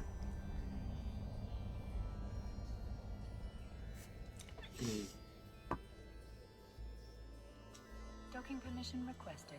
Yeah, just such a nightmare. Docking request accepted. Like I'm a kid on a tricycle trying to go the wrong direction. I'm busy. Yep, exactly. What is going on? All right. Actually, let me drop this stuff here. We're not hauling this stuff around, and plus that'll help me mark the station. So here's my epic. So let's start the conversation with her. All right. Approach the wrecked ships. All right. That. Accept. Close. Undock. I was mentally, yeah, exactly. It is. And like you said, some of those things make it hard to sleep because it's like you start having nightmares about that stuff. My wife doesn't understand that. I'm going to have nightmares about a game. Like, how is that possible? Warp drive active. Have nightmares about a game. Yep. Well, I play another one I played. In fact, when I started streaming, the first game I streamed was 7 Days to Die, which is probably the game I have the most time on in Steam. And I figured it was the one I was most familiar with. And a couple people that were watching me, mostly on YouTube, because they weren't watching me in Twitch at that time. I was too new. But they would say, doesn't this music give you nightmares? And I was like, I never really thought about it. I said, but after that, I was like, yeah, now it started to, now that you brought it up. So, but yeah, the Eve thing with the gate camps and stuff. Like I said, once I found that website, that has made it so much easier for me. And so far, like I said, knock on wood, it hasn't led me astray. So, doing a mission many years ago, running mission after mission, I thought one of the deals inside a mission I warped into was a bubble. I almost had a heart attack as I forgot it was in high sec. Yeah. Been there, done that too. Been there, done that too. I remember when I first started doing my level 4s, I did a stretch and bought my first battleship, and then I think like on my second mission, I got it blown up. I don't remember what happened, but it was one of those where I think they warp scrambled me and I couldn't get away, and it was so frustrating because it was like I had to go back and do a bunch of lower level missions in order to get enough money to be able to afford another battleship. So, but yeah, it was kind of funny. It was like, Warp drive active. system's probably still overkill with this cruiser, but I'm okay with that. So I don't know if I told you, and it might not have been you who suggested these before. So one of the other guys that used to come into my stream, he hasn't been here in a little bit. He suggested the ARC missions, and yeah. Yep. And you remember your first one like it was yesterday, like your first love. The damsel. All right. And approach the Minimar battleship. Okay, I can do that. But yeah, he told me to do these ones, and when I started doing them, I was doing them with a battle cruiser, a Mir, and they were like, "Yeah, that's like overkill." And so then I switched to, I think I switched to a destroyer, and then the last several I had trouble finishing. So I was like, "Man, I wish I had just kept my battle cruiser because I didn't have any trouble with it." So, but yeah, it was like. Got some interesting ones. Follow the rewards. Following objectives must be completed. So we're going to go meet this guy. Set destination. Ready? Warp drive active. Yep.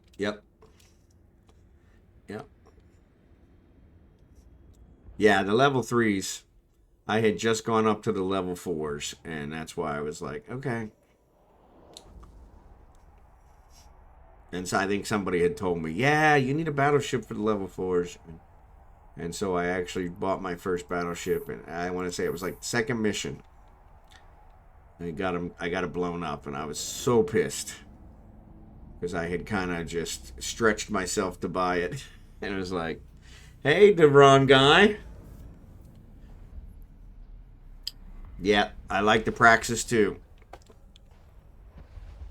Thanks for joining the stream. Yep. Warp to location. Warp drive active.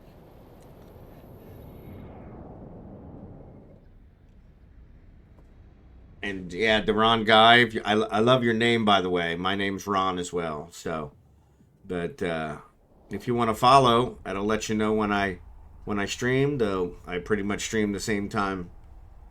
Right now, it's been about 9:30 Central Time U.S. to roughly about 12:30 Central Time U.S.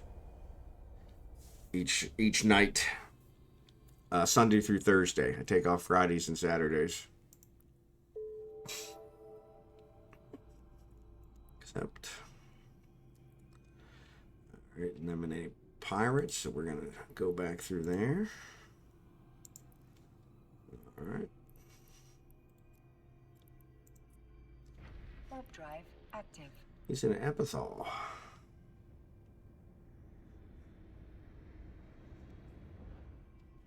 Yep. I think this one might have been a bonus room too when I lost mine. I don't remember if it was a Megathron. I think it was a Drake. Or a Raven, excuse me. It wasn't my Navy Raven. Because I had to buy a regular Raven and then work up enough loyalty points to get the Navy Raven. But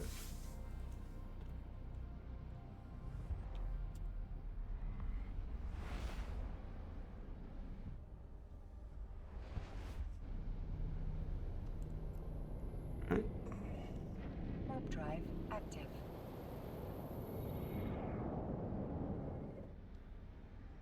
And that was my thought. It was like, if you hadn't got greedy, you'd have been all right.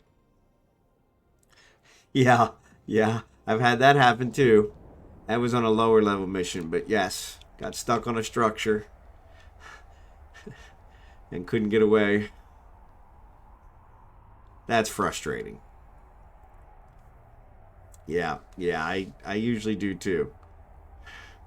That's what's happened here lately. I've actually gotten caught on a structure recently, but it was after I killed everybody, so it wasn't so bad. But it was one of those. It was like, yeah, you know better than this.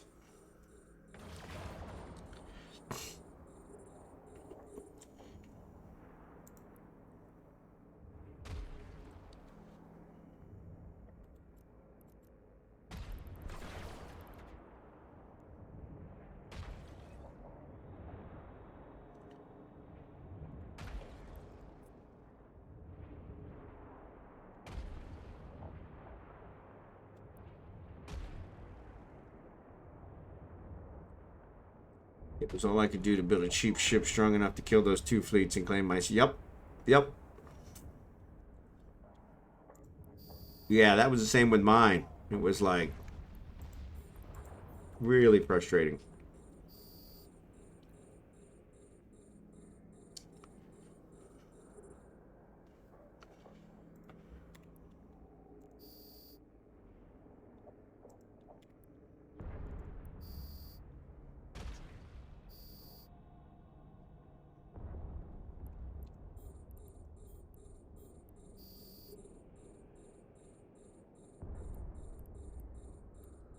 And a little bit of shield damage there.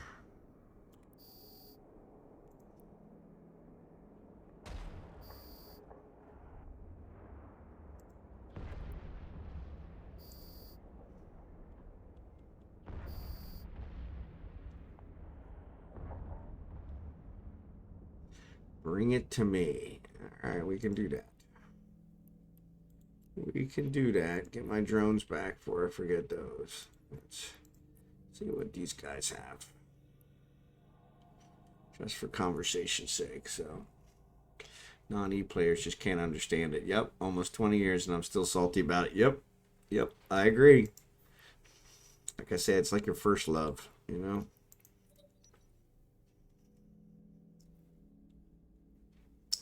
Never forget it. Never forget it.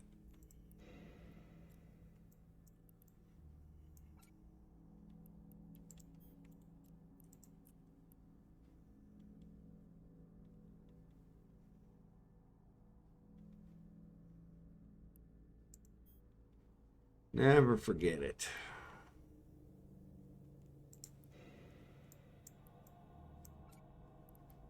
I got in there. Where did I get a data core? Oh, that's a strange data core. I was like, where did I get a data core?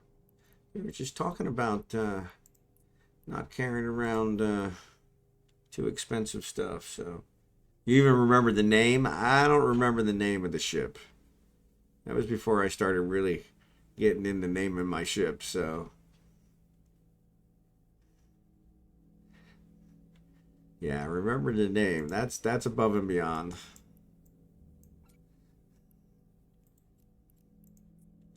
That's above and beyond. All right. Warp drive active. I saw the name of one of my guy's mining ships. It was called Harvest Joy, and I was like, wow, this guy truly loves his mining.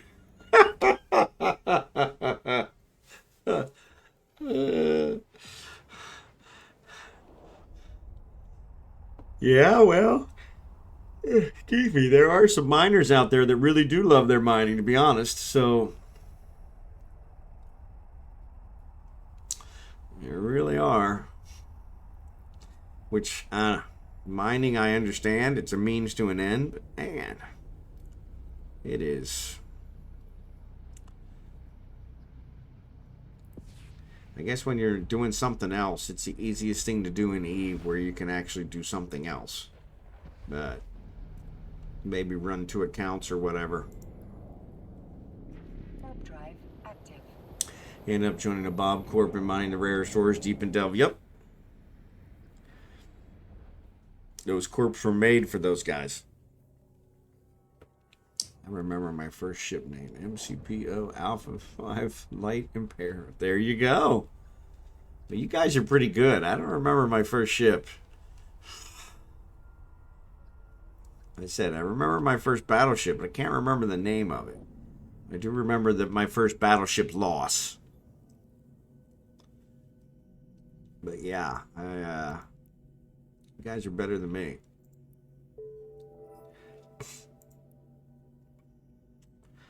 Alright, found your first guy. He's in tar. Pick up red. So he's a dead guy. Okay, we can do that.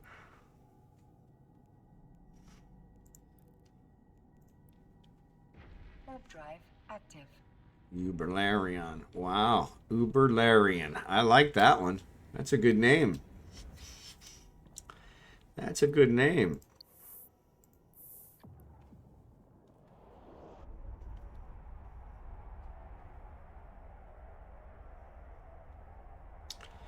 That's a good name.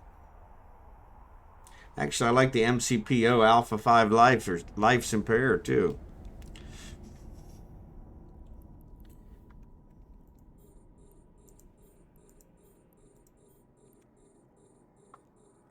These guys aren't going to be good for that range. I guess we could let them close. Let them target us. How'd I lose another one? That sucks. Somehow I lost another drone.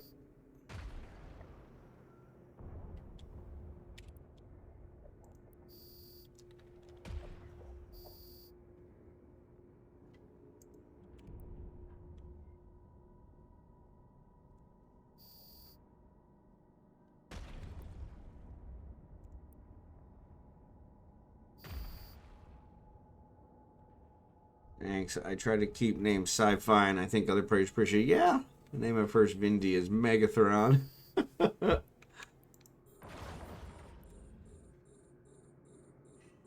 And once again, love the tank on this ship.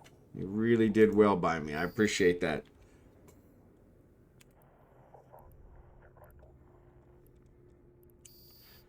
This thing can tank almost anything.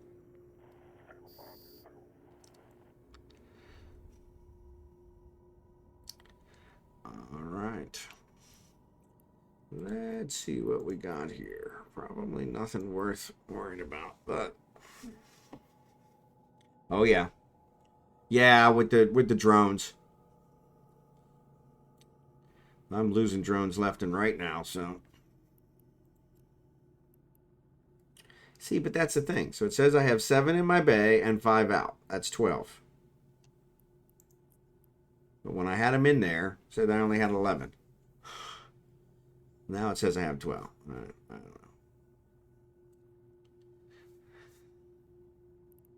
Some days. The drone's probably like 50% more predictable. Yep, yep. And I appreciate that. Yeah, these really made a difference. Really made a difference. All right, metal scraps. That's really helpful. Small gold. That's not too bad. Warp to location. Warp drive active.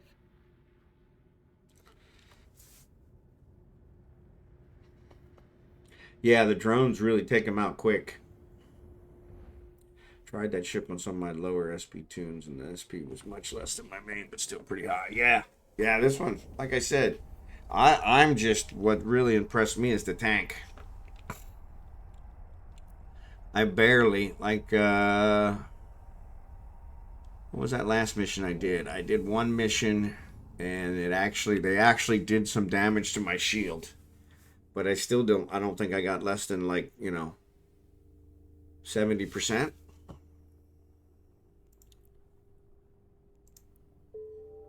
So yeah, it was really nice. Just gotta measure sister and tour. Okay, okay. Set destination. Going back to her. We can do that. Jump, jump, jump. Warp drive active.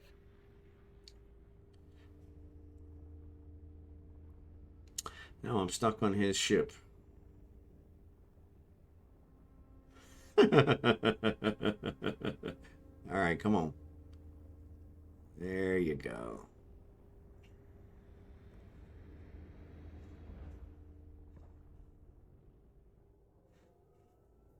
What's it telling me here? I must have completed something. What did I complete? Claim. Claim. All right, we're almost done 4. Almost done 5. Just got a question. All right.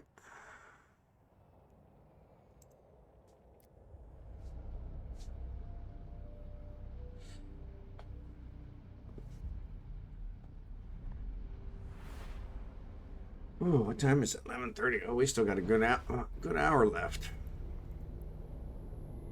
Warp drive active.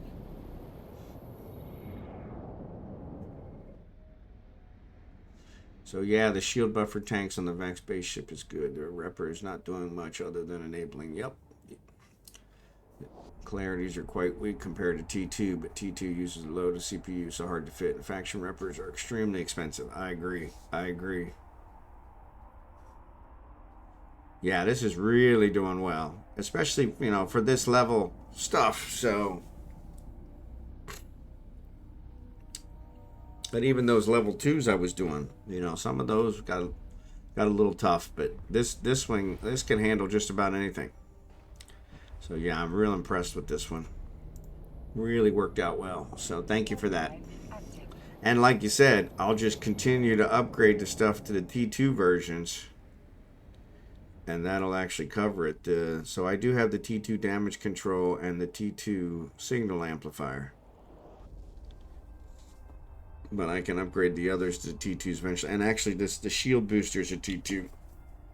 I trained the skill for that one so that I could get the T2 on it. Threw it at the top of the list so that I could get it. Steve's Haven fit on the Navy racks. I'm a big fan of that ship fit. It's in line with all my personal fitting print. Good. Yeah, I actually did catch one of his streams the other day. I was in the middle of working, so I didn't get to see too much of it. But yeah, it seems like a really good stream. So thank you for suggesting that as well. Anxious to actually be able to sit down and watch it a little bit. It's weird. His past streams don't show up in Twitch, and so the last one it shows is over a month ago, and so. But yeah, that's the kind of ones that I kind of trend towards, are the nerds like us. So they make sense. Reactive. Which 3 do I have active? Caristas. That's it. Yeah. And sisters. Yep. Yep. Docking permission requested. Information technology nerd like us. Yeah, I didn't get that yet. Like I said, I think I caught it towards the end. But yeah, he kind of seemed that way. He had kind of the mannerisms, so that makes sense. But yeah, I like the way he ran his stream. It's really nice. In fact, I saw a lot of things on his stream that I was like, I need to figure out how he does that, because I could definitely use that one. So we got to talk to her, and then that'll complete his. That's what it is. All right. All right, kill the pirates. We can do that. Collect the janitor. All right. He's a networking specialist, so he probably has familiar field to you. Yep. Yeah, it's amazing how many of those guys are gamers. So, same with the information sec guys. I found a lot of those are gamers, and so, hey, there's another Vexer, a pirate Vexer.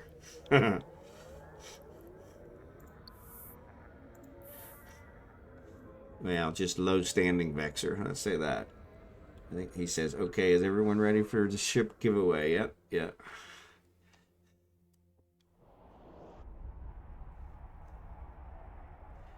Yeah, that was the other thing that was really nice. Is yeah, he seemed like he had a lot of giveaways, which was kind of nice. And of course, everyone is, but then he kind of never does it right away, so he builds the suspense, makes you wait. No, like I said, the little bit that I saw of his stream looked like really nice. I really enjoyed it. Like I said, unfortunately, I was working, so I didn't get to concentrate on as much as I wanted to. We had our disaster recovery event this weekend, and talk about a complete waste of time, but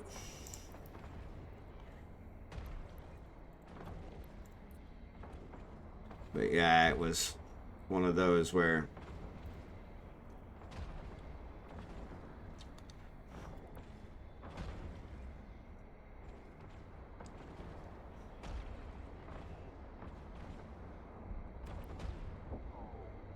I don't know why we can't finish that one off. There you go.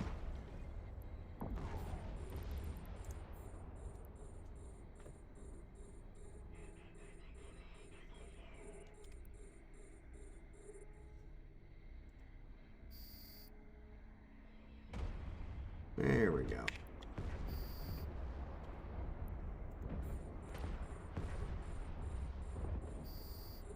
Of course, everyone has been kind of kidding. Yeah, I don't think anyone's going to match his giveaways, but a lot to be learned from professional methods. Yeah, and that's kind of what I was looking at. Is I was really impressed with a lot of things he was doing in the stream. That I was like, yeah, I'd love to do that. I need to ask him, help me figure that out. So, all right. So where is the can? There it is. Approach.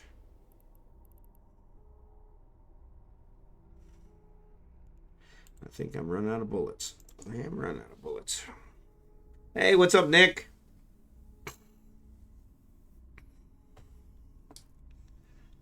There's my buddy Nick. Better late than never.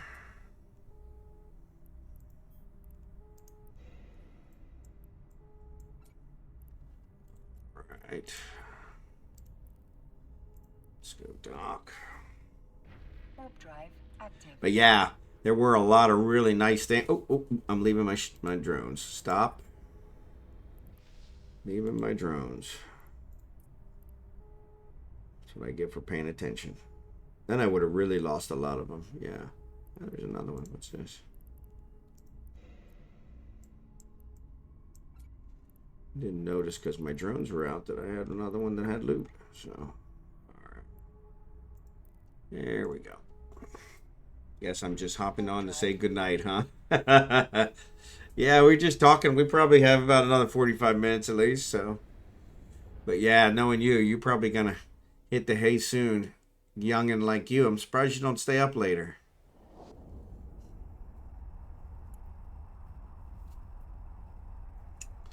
Surprised you don't stay up later.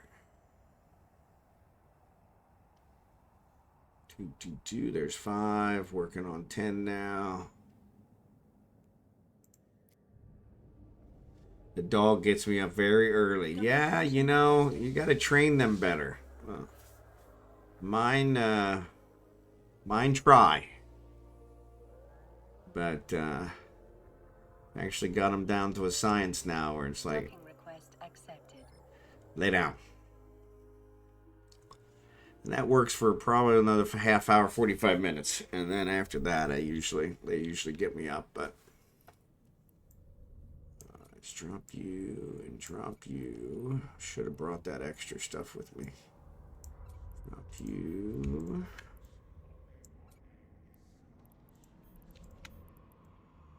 You. Stack all. Alright. Complete.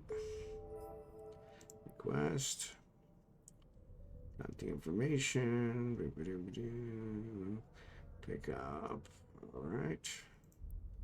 Gotta pick up the chef. You remember this one. We pick up everybody under the sun. Janitor, the chef, the secretary, the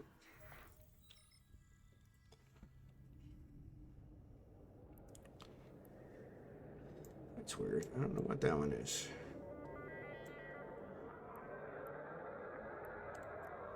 Ladder. Corvette. It's like I didn't recognize that ship.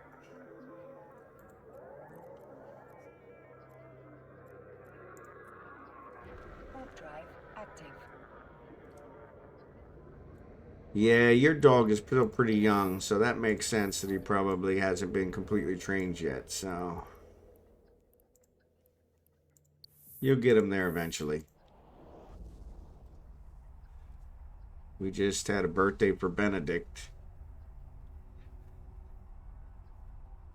And so he's 6. So he's had a long time to kind of learn our mannerisms. Approach this guy. 6 months, yeah. I remember 6 months. That was a lot harder. Have you finally got him potty trained?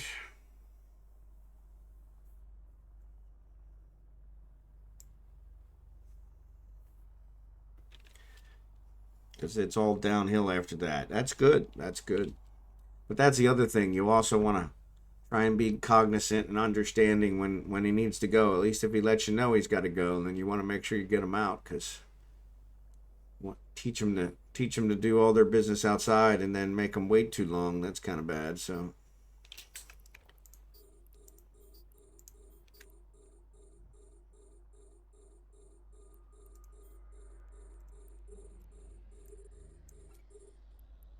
all right, we got him. Let's go ahead and kill these guys just for conversation's sake.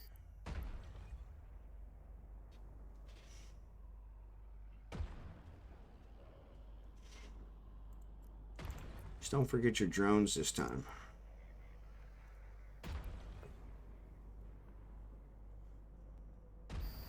Yeah, them drones are doing some major damage.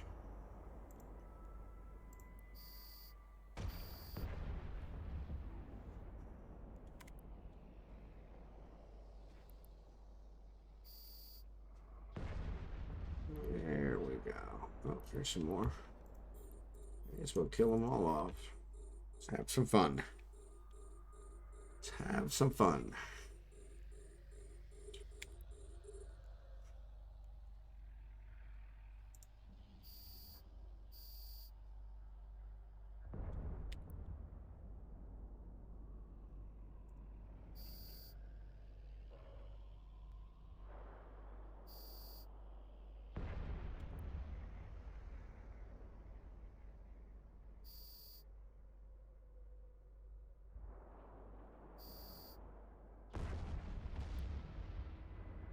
Yeah, those drones are doing some good damage.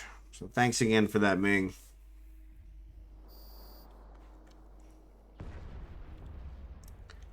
Sounds like a plan. Bring your drones in. And let's dock. Warp drive active. Yeah, that's the hardest thing, getting them potty trained. Once you get them potty trained, Abigail's really good about telling me when she has to go outside, but she's one of those where when she has to go outside, she tells me, and it's you got like 30 seconds, and then she finds a place. She's like, "Yeah, I told you." Benedict, on the other hand, that poor guy, he'll hold it forever. Which is why I feel bad when I have to go to work. Docking permission requested. Docking request accepted. I found you kind of resisted my fit for a while there, but it's like my cooking. People resist bachelor's cooking till they taste it. Yeah. I wasn't actually resisting it. I was just, I wasn't finding one that I could actually fit. Because these guys don't have the skills that my main has, so. So yeah, so once I found one that I could actually fit, that kind of worked out, so. And this one, I mean, this is awesome. And now we're picking up the doctor. We're just picking everybody up. All right. That. Bachelor's cooking. Yeah, that's always good. Most times when you're a bachelor, you gotta know how to cook, or you gotta have a lot of money. So, a guy can take a fit that has certain direction, upgrade, downgrade. Yep. And that's what I think part of mine is that I don't do that very well, but I am learning. So, and that has actually helped because I looked at this one and I was like, okay, this is one I can do. Because it's not the exact fit you sent me. Because I still have, the railguns are T1. I think the drone stuff is all T1. So, need to get a lot of money in the dead drop. I need to put a lot of money in the dead drop. Well, I didn't pick up a lot of money. Well, that sucks. Now I gotta go back. Warp drive active. Normally it tells you when you don't pick up what they want. Well, wait, let me check. Maybe it is in here. No, it's not.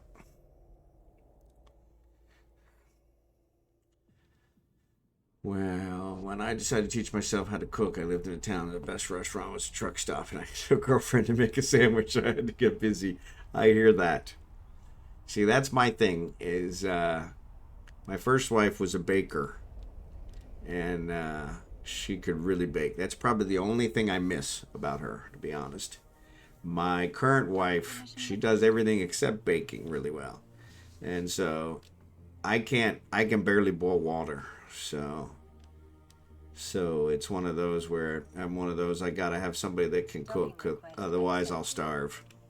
But I'm also the guy, she went to the Philippines here several years ago for like 3 or 4 weeks, and I made the same thing like 2 weeks in a row.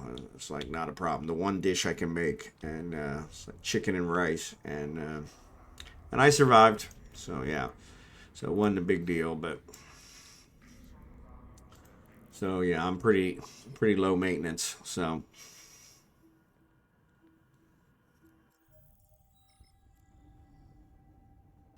pretty low maintenance. What the heck is that?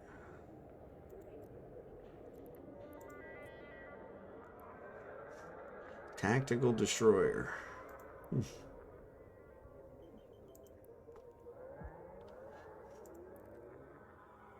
All right, let's try this one more time now that we actually have the money and our cargo. Drive active.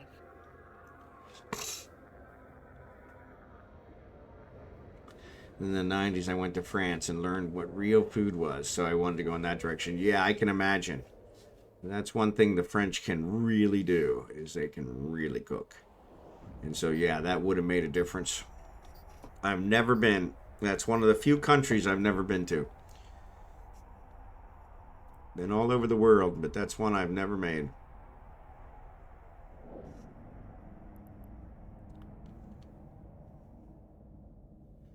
I always love that they always make these things so far away from where you warp into.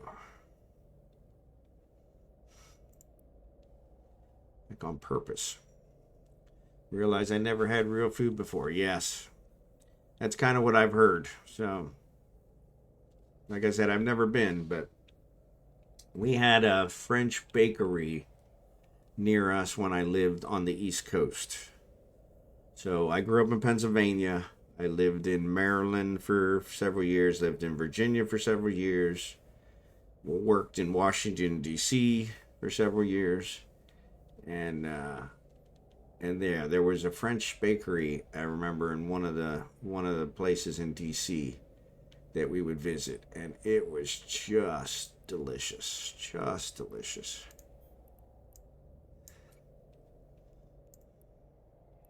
And so, yeah, so I do remember that.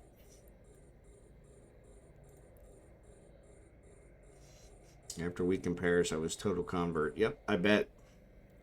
I bet. Okay, stop that. Launch these guys. 26.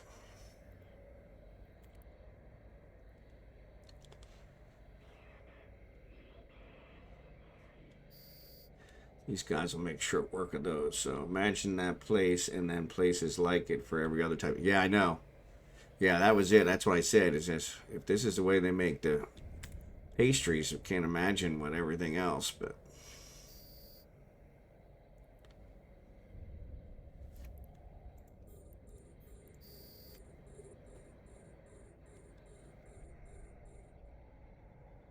object failed as it's already dead. Okay, I can kill them before I can even target them. It's pretty good.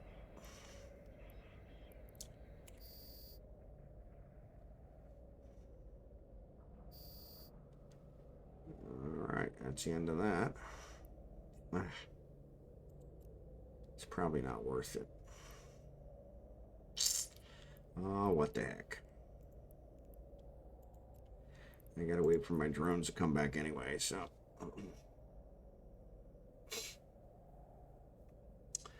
Yeah. Yeah, that's what I've heard, is it. And like I said, that place, oh.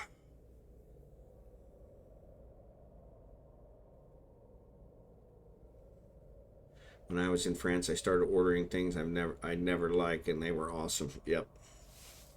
That's one of the things that I've always tried to do anytime I travel, is to get something that I wouldn't normally get, just to expand my horizons. And that's worked out pretty well.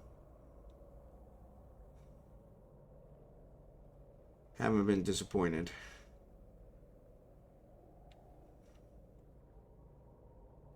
Had a few things that I probably wouldn't order again, but it was nice to have them and try them. And so, had octopus once, which was not bad, but it wasn't something that I think I would probably ever order again. Stock. But yeah.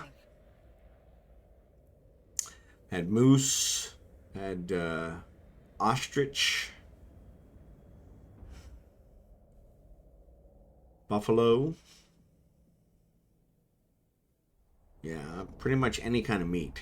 I'm a big fan. We do, yes. My wife, God bless her, I love her dearly. She tries to make American food, but yeah, she just doesn't quite do it. One of the things I can make is mashed potatoes, and so she's tried to make mashed potatoes several times, and it's just like, I'll make the potato. I'm a big potato fan, but then yeah, they do a lot of rice, so rice and potatoes is really not a good combination. So too much starch, and so.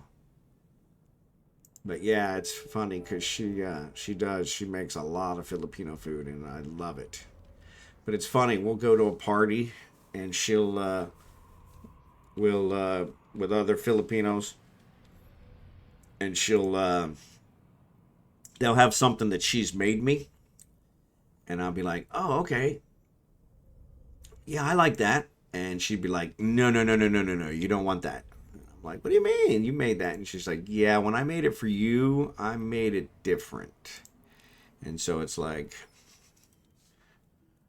Went to Filipino wedding. One of my employees and all the food the ladies brought was very, very good. Yes, and they bring enough for an army. It's ridiculous.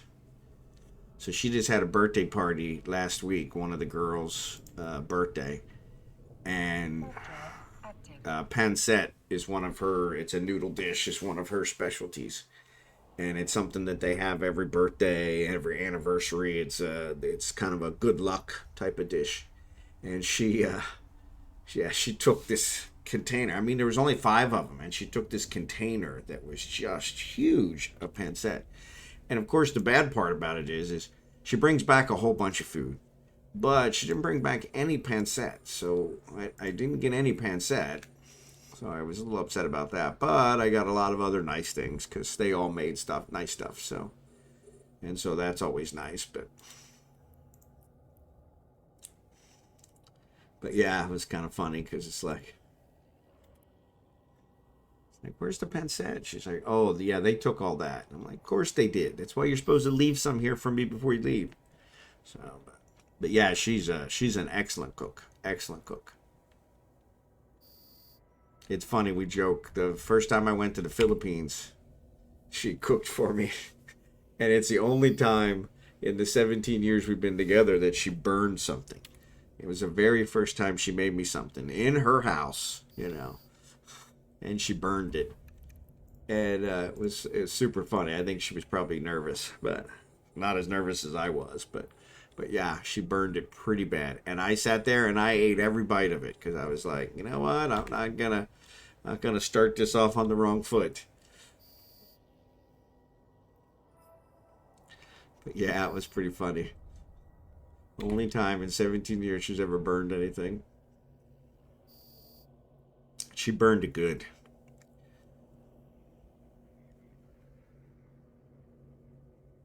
Yeah, I pretty much don't have to shoot at these guys anymore. I just use the drones.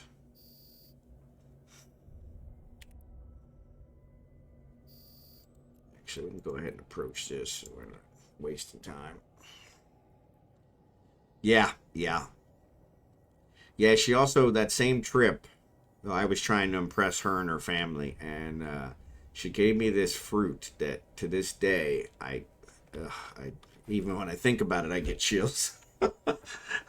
It's just so sour, so sour, and they really like sour stuff. Sour is kind of their thing. That's what we joke because I'm sweet. I'm a sugar guy, and so everything I eat has some kind of sugar in it, and she's sour, so we call it sweet and sour. And so, but it's funny because yeah, that this fruit was so sour, just so sour, that I was just like, oh my goodness. And I didn't want to. Oh, don't leave your drones. I didn't want to offend anybody. I said no, I'm gonna eat it. And she finally said, "You really don't look like you're enjoying that." And I'm like, "Yeah, I'm not." And she's like, "You don't have to eat it." And I'm like, "Really?" Because I don't want to upset anybody, but I would really rather not. And to this day, yeah, that fruit, it was like, holy mackerel, just unbearable. But they love the sour stuff. Love the sour stuff. So yeah, it's kind of nice. We'll buy like mangoes. We'll buy plums, and she'll eat them when they're ripe. When they're before ripe, when they're kind of green, Permission requested. Docking request because that's when she likes them. And then once they get ripe, she doesn't want them anymore. Well, then that's when I'll eat them because that's when they turn sweet. And so it kind of works out. Nothing gets wasted. So, but yeah, it's kind of funny because it's just such a different culture. Everything's based on sour, and it's just like, wow, and it was really sour. All right, now we're going to a new one. Set destination. All right, let's go find her. Close, undock.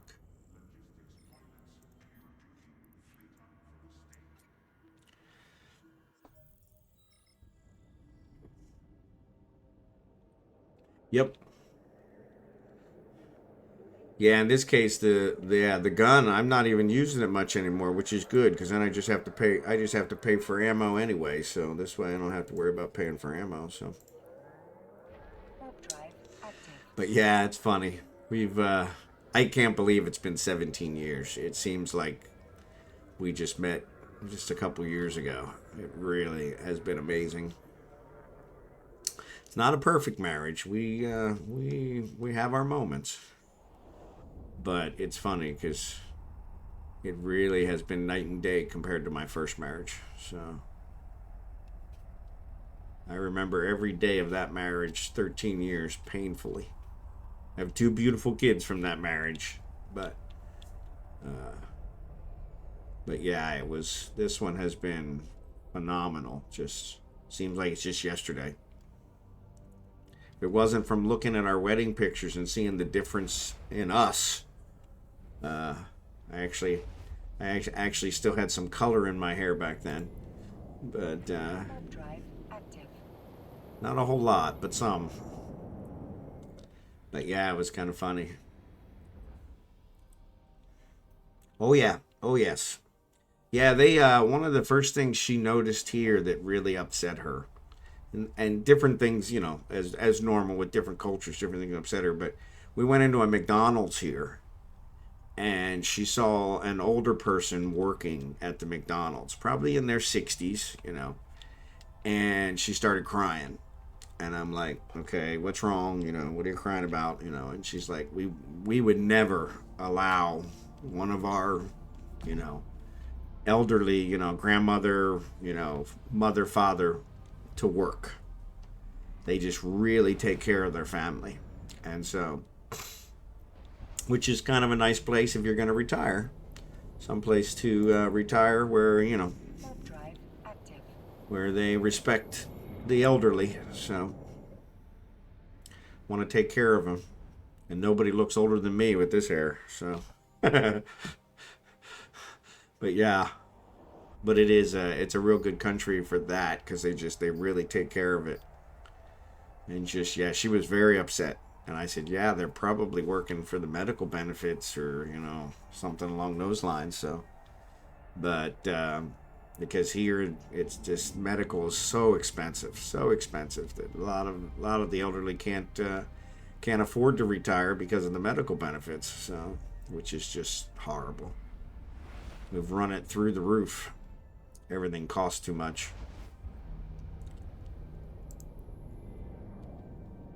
Warp drive active. But yeah, that was one of the first ones that she saw was just really upset her. Really upset her. When I worked in Silicon Valley, my boss had a Filipino wife, and his sons were very respectful and always called me sir. Yep, yep. Yeah, and that's the way it is over there. Now, the younger generation has started to change, and they, which has kind of caused some problems in the family, because the younger generation has caused some problems, but, and it's normal, different generations, different, I want to say eras, but it's not eras, but yeah, they start to learn different things. But yeah, it's a very respectful culture, and so it's really nice, really nice, Warp drive active. especially for a place to retire. So kind of makes a big difference that way. So we're here, nobody respects anybody here at all, no matter what. If you have money, if you don't have money, if you're old, if you're young, no respect whatsoever. So, which is just kind of horrible.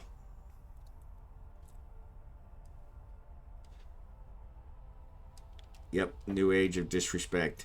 And some of that is starting to happen over there. Like I said, the younger generation has had some things, and you always have, there's always one in every family, but yeah, it's funny because it is they're I always say they're like 50 years behind where we are now.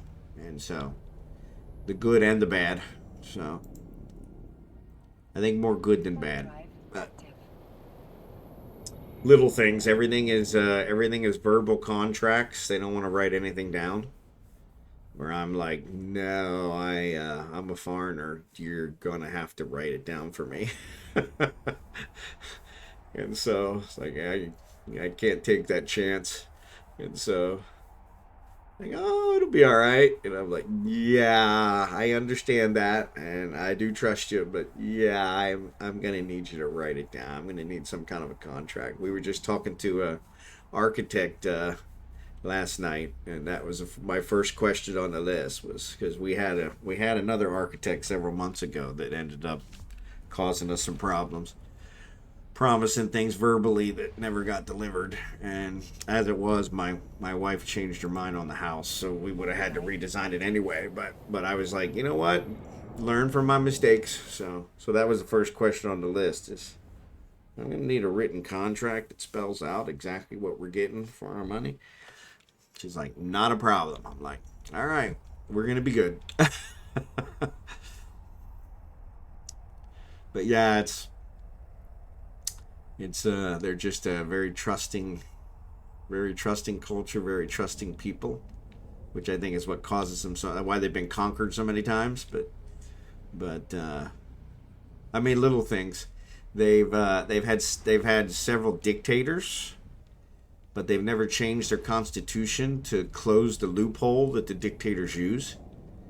And I'm like, okay, that doesn't make any sense. You know, when you have a dictator and they manage to somehow thwart the government and figure this out, the next person you elect legally should work to close that. But that person is hoping to be a dictator too if the vote doesn't go their way, so they leave the loophole open. And I'm like, well, that's not right. And so,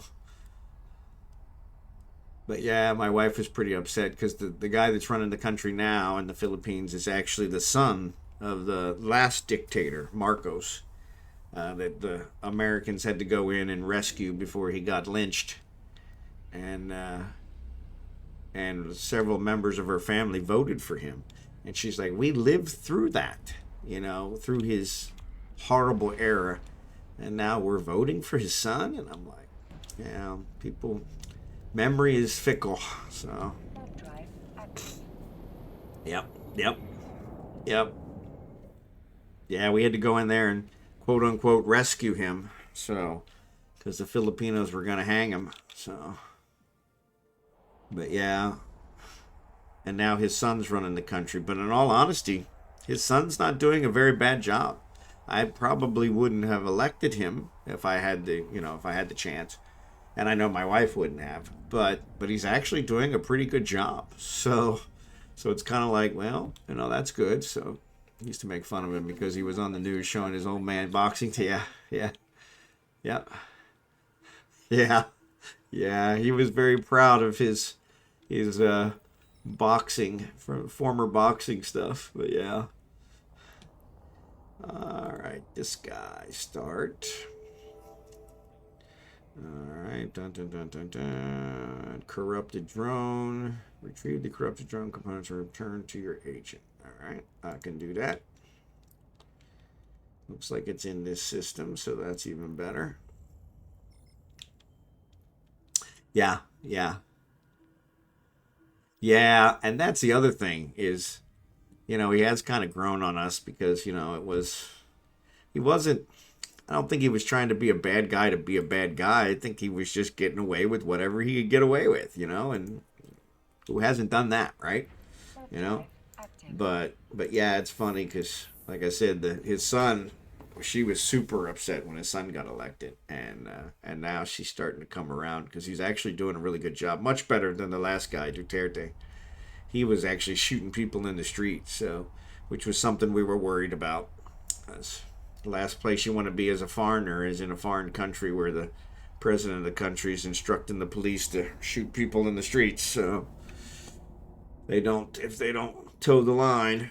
So I was like, yeah, probably not the best idea, but I'm one of those. I don't worry about stuff like that, but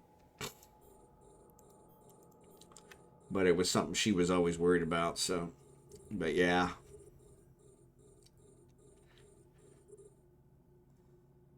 Broken. Devolve Laboratories. Recon drone. Okay. So am I supposed to shoot him? I guess I don't know. Let's see. Pick these up. Well, I don't want to get too political, but I do hope that they will do okay versus their current issues with other nearby countries. Yes, I agree. And they're having a lot of trouble with the nearby countries. So,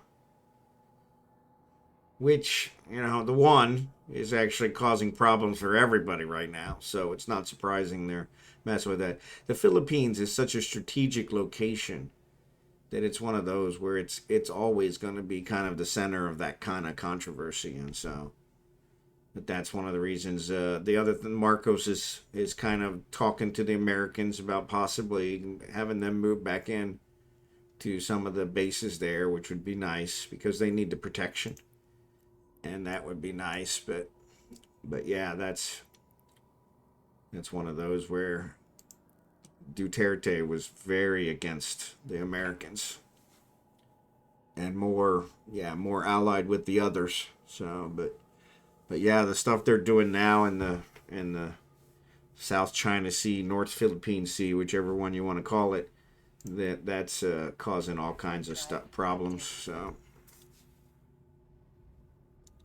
yeah. Yeah, and that's it. The Philippines is just so strategic that in any kind of conflict, they're gonna be either someone's already there helping them, like the United States, or they're going to be conquered as one of the first places because you can reach all of Asia from the Philippines, and it would make the perfect staging ground for any kind of either a defense or an attack on the rest of Asia. And so yeah, it's one of those where it's kind of like, so yeah, I'm hoping they come around with the Americans and let us move back into some of those bases just so they have that protection there. Because one thing the Americans are really good at is protecting our own interest. So if we got people there, we usually take care of it. So, but yeah, like you said, getting political is always kind of questionable. But yeah, that's one a lot of people ask me.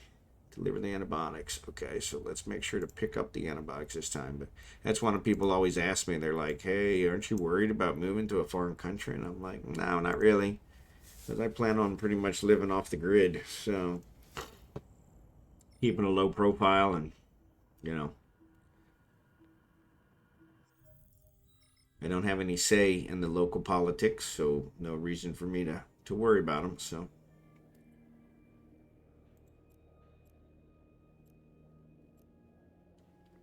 But yeah, when Duterte was shooting people in the street, that was a little concerning. So I think a lot of their issues with the USA are old news things. Yep. Yeah. Yeah, and I agree. That's most of it. One of the vloggers we watched that lives over there is a Filipino citizen.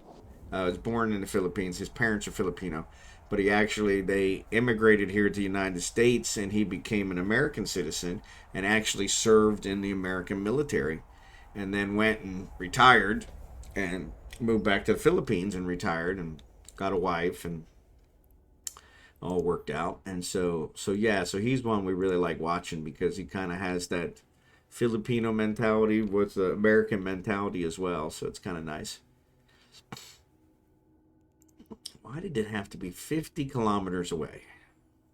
That's why I wish I had a micro warp drive, but it's all good. But yeah. But it's funny because I don't know what they're processing now, but when my wife went to the Manila embassy to get her visa, to do her interview and get her visa, they were processing 1,000 women a day through the United States Embassy in Manila. And that was 17, 18 years ago. So, it's, I can't imagine how many they're processing through now.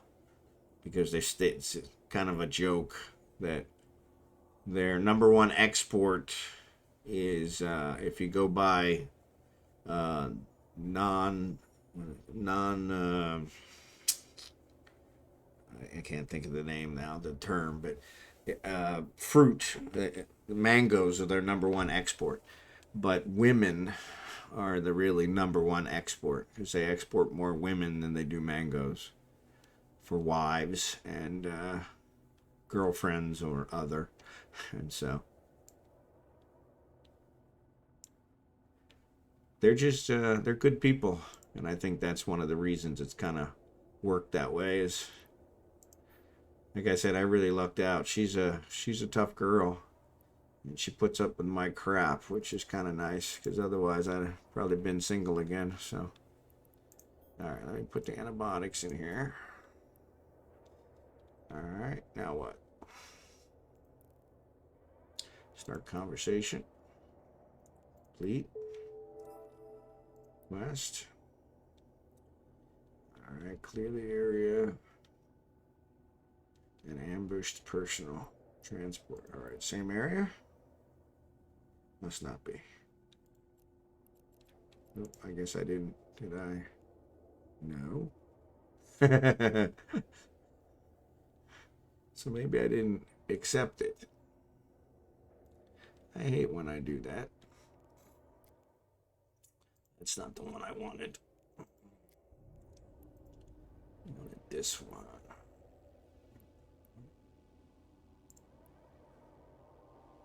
View mission. Start conversation. Accept remotely. That's what we wanted. All right. So let's go. Agent missions, lair of the snakes, encounter. All right. So. Warp drive active. Yes. So they do. So yes, he's asking. A lot of them go to other countries to work. Actually, mostly the men. You do get a lot of women that travel too, but there are very few jobs in the Philippines. It's a very discriminatory place. You know, it's funny because they're very respectful of age, but they do discriminate. The first time I was there, we went past a restaurant, and on the restaurant it had a sign that said "attractive waitress needed," and I laughed, and my wife's like, "Why are you laughing?" And she wasn't my wife at the time, but my girlfriend. And I said, well, because that's what we mean in America, but that's not what we're allowed to say, you know. And so in the Philippines, the women have no problem getting a job until they're about 27, 28. And then they're dropped like a hot rock because they're too old. So when you go to like one of the department stores or something, or one of the malls, everybody in there that works is 25 or below. And so luckily my wife, she was a skilled technician. She worked in an electronics factory, and so she actually worked quite a bit longer than that. But even then, she was in her 30s when she got laid off and couldn't get another job. And so it was just one of those where it's very discriminatory when it comes to work. And so in order to be able to work, most of the men have to go overseas, and then they send the money home to their wives, and then the women outnumber the men 5-1. And so that's another reason why the women are exported, is because there's just so many of them. There's an awful lot of old maids. Because they just, they never get married, because there's no men to get married to, so because they outnumber the men so much. So, but yeah, it's and then you get a lot of the women that'll actually go overseas to become maids or nurses. A lot of the nurses we have here in America came from the Philippines, and so. That's why a lot of people are like, hey, aren't you worried about moving over there medical wise? And I'm like, no. I said, I think I'm going to have better medical care over there than I have here, because it's cheaper, and all the ones we're using over here got trained over there. So yeah, so it's kind of nice that way. But hey, Wyo, how are you? Haven't seen you in a little while. Great to see you. We're just doing Epic Arc mission, I think. We're trying to complete some of our air stuff. So, I'll bring this guy back since somebody's killing him. Why are they killing him? Of course, now that he's wounded, he won't fly as fast. Oh, there goes some. Ah, here we go. Alright, let's send out this hammerhead. Alright. Let's load some different ammo and see if we can help.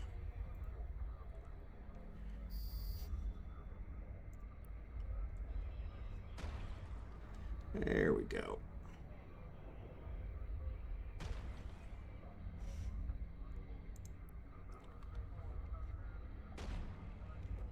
There's our personnel transport. That's what we're waiting on. So in Silicon Valley, they had a big community. And yep. And actually, the biggest one up here, not so much in Kansas City, but South Dakota has a huge Filipino population.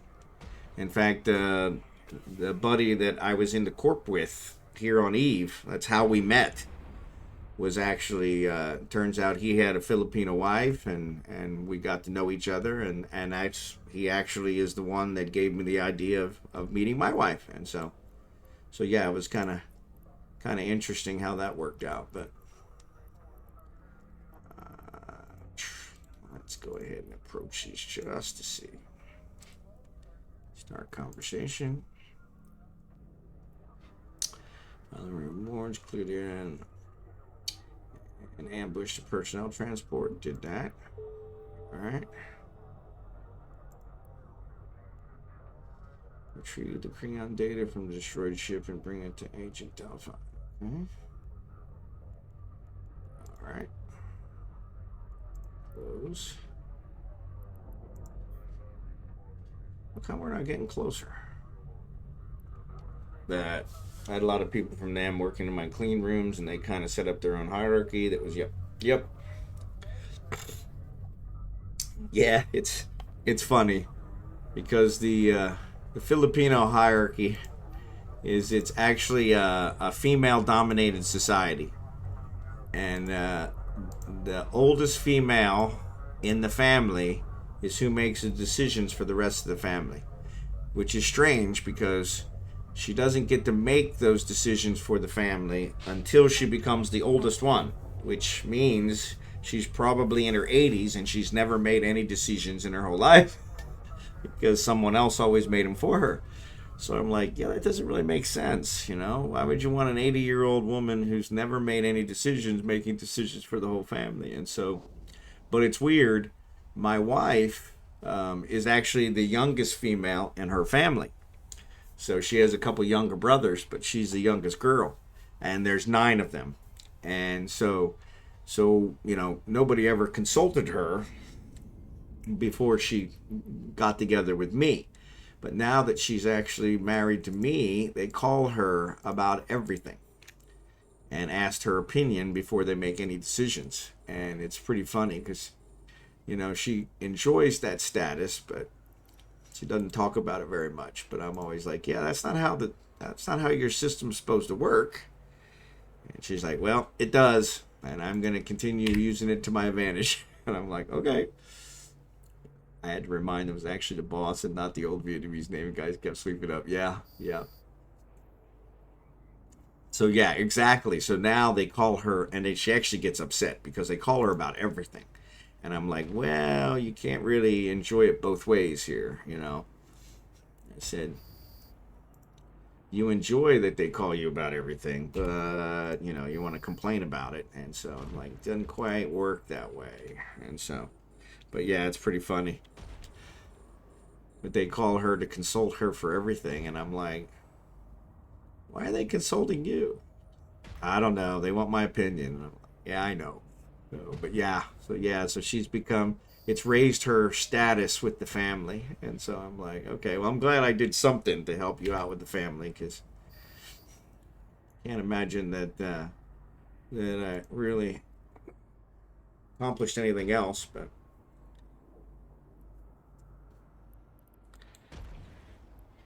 turn to drone bay. So yeah, so they're shooting my drones again. Of course, I didn't fix my drones, so that's one of the reasons too. So come on, get destroyed. Maybe not. All right, now we got some more.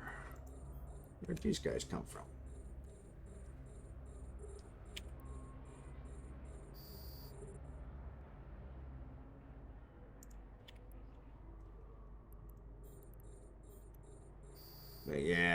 So yeah, so because of her marriage to me, she's kind of her status has gone up, and so I'm like, okay, well, so good for her. Like I said, I'm glad that she got something out of it at least. She's been fantastic for my life, so I'm glad at least that she's getting something out of us, out of this union. So, and they're picking off my drones.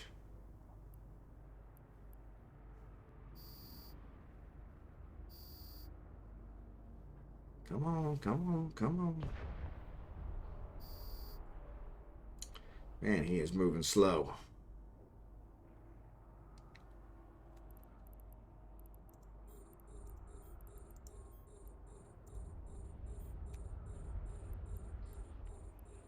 All right, launch. Probably should have had him go at this guy, but that's all right.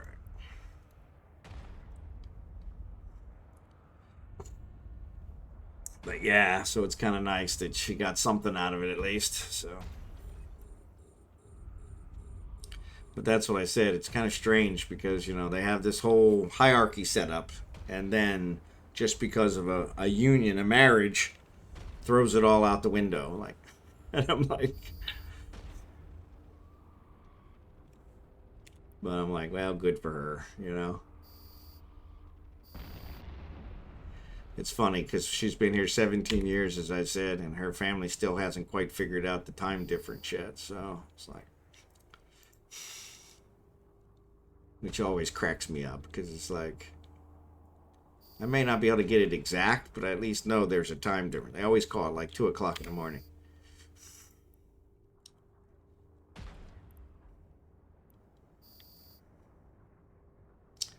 All right. I think that's the end of that. So let's return these guys and let's try to remember actually repair them this time. We're going to approach this guy. We got to pick up this one. So modern times causing distortions in traditional methods that have worked for centuries. Exactly. And it's just kind of funny because it's like, I may have told you this one, but I think I've mentioned it to Nick before, but we bought property over there, and we actually have 2 properties. One we're planning to sell, but the first one we bought about 10 years ago, it's a small property in a gated community, and we went to see it. And the guy who lives across the street from us, I guess, builds hospitals in the Philippines. He's a Filipino, and he bought 4 properties and put a wall around all 4 and built a big old house in the center, and he's got a pool, and I think I joked that we'll have to build a helipad so he can get to his hospitals and all that kind of stuff. But we went to look at our lot, and took the whole family, and we were in the van and everything. And this guy comes running out in his bathrobe because he wants to shake my hand. And I said to my wife, I said, you need to get a picture of this. And she's like, well, he's really not that famous. And I said, well, I said it's not the famous thing that's the question. I said he's one of the richest guys in the Philippines, and he's running out here in his bathrobe to meet me, who's one of the poorest guys from America, and he thinks he's the blessed one. And I said, it's just kind of ironic that that's the way it works. And so, but yeah, it was funny because this guy had way more money than I could ever hope to have, and he ran out there because he wanted to meet me. And I'm like, yeah, that would never work in America. Never work in America. But yeah, he was super excited to meet me, and a nice guy. We joked that if we built a house there, we'd have to build a helipad so he could use our helipad and we could use his pool. And so, but yeah, our property's nowhere near big enough for a helipad. So, but yeah, I guess she told me he builds hospitals in the Philippines. So yeah, so pretty lucrative business. And so, but yeah, it was kind of funny. He came running out in his bathrobe to shake my hand. It was like, because I was American. One of the first times we were there, and you'll get a kick out of this one. I had this old man that dressed like a bum paint my bedroom when I was young. He had his own jet and owned a 5-star hotel. Yeah, exactly. Because he probably did that just to keep people from bothering him, But But yeah, the first time I was in the Philippines, we went to the mall. Docking permission And as I requested. mentioned, there's a Docking lot of request discrimination. accepted. So when they would see me and see the color of my skin, the prices would shoot up. So my girlfriend at the time, she said, "Hey, you need to go stand somewhere else." So because I want to do some shopping. And I'm like, okay. So I went and stood by like the entrance to the mall, and no big deal. And so this woman comes in with this kid, and she's kind of dragging the kid. These kids are. He might have been somewhere between 6 and 10, and he sees me, and he locks his legs up, and she's like dragging him, like, okay, you're embarrassing me now. Come on, and finally he just points and he goes, "Look, Mom, it's Larry Bird." And I was shocked that this, 7, 8-year-old kid knew who Larry Bird was, because I was just like, wow, that's pretty impressive. But like, yeah, not Larry Bird, but thank you. And yeah, it was kind of, my wife was like, "Who's Larry Bird?" I was like, yeah, he's a basketball player, and I really don't look anything like him, but I was white, so that set it apart. Yeah, he's like 8 feet tall, exactly. But compared to the Filipinos, I am considerably taller than them, so that kind of makes sense. But Hat Tonic, okay, I think I've been there before. So let's get going here. Do we drop anything off here? Nope, I think we're good. All right. Clean up our stuff, but yeah, he had a big paint company and had a contract with my dad's company. He just loved painting stuff. Yep. Yeah, that's the thing. You see those millionaires. Oh, I forgot to. Let's do this. Let's dock. I forgot to repair my Docking drones. permission requested. Docking request accepted. The a lot of those millionaires, they drive really crappy cars, and they said, and that's one of the things they said. I interviewed one of them here years ago, and I remember reading it. He says, "Well, how do you think I got to be a millionaire? I don't waste money on expensive cars." He says, "That's the quickest way to not be a millionaire, is to spend a whole bunch of money on an expensive car." And I was like, that kind of makes sense. But it was like, yep, I take care of my stuff, and I live my life, and I try to, keep a pretty low profile, and it works. And so yeah, so there's something to be said for that. The guy who mows my lawn is pretty funny. I think he's a heir to some big oil company, and he doesn't even own a telephone. He's like, "Yeah, I don't really need to worry about money. I just do this mowing the grass so that, I can kind of, have fun and do whatever." And I'm like, wow, that's impressive. you know? It's like, well, how do I get a hold of you if I need a grass mowed? He's like, "Yeah, I don't believe in telephones." And I'm like, but yeah, he's supposedly independently wealthy. He's some kind of heir to some oil company. And it's like, wow. So he said, he's always trying to talk me out of paying him. Like, don't worry about it. I'm like, no, I want to pay you. I at least want to cover the gas. He's like, I don't need it. I'm like, yeah, that's beside the point. You did the work, Let me at least pay for the honest day's wages, right? But yeah, he's pretty cool. But yeah, he's got long hair. Kind of looks like you said, kind of looks like the bum. But of course, owns his own, stand-up mower and everything. So obviously, he's got some cash. And so, but yeah, it's funny because he's like, I said, "Well, how do I get a hold of you if I need a cut or something?" "Yeah, I don't have a phone." And I'm like, "Really?" "Yeah, I don't have a phone. I don't believe in phones." Okay. So yeah, he lives up the street from me. So if it ever gets really bad, I just go and knock on his door, and he's like, "Okay, I'll be down." But yeah, he always comes plenty of time. I have, like you saw, I have small dogs, so I always try to keep it a little lower so that they don't get lost in it. So we were talking about the snake I found in my yard last week. So yeah, that's one of the other reasons I try to keep it lower. Now that I know I got snakes around here. Yep, and that's it. And I think that's the key. It's just it's like I said, the one that I saw that saw the interview with, he was like, yeah, he says, you don't stay rich by wasting money on things you don't need. He said super expensive cars and super expensive houses. It's like, It's the people that are trying to be rich to have to meet the expectation of that, and that's exactly it. It's, you know, the ones that look rich that probably aren't, because they're too busy trying to look the part, you know. But yeah, that's so yeah, I had a lot of respect for that. So it's like, yep. Yeah, I think the guy drove a Ford, you know. It was a low end Ford, you know, like a Ford Escort or something. He said, yeah, I drive a Ford Escort. And, you know, I go into the office like everybody else, you know. He says, he didn't have an expensive house. Just like, you know, that's how you, this is how you stay being a millionaire. If you spend it on expensive houses, expensive cars, you're not a millionaire very long. It's like, there's a lot to be said for that. So, but yeah.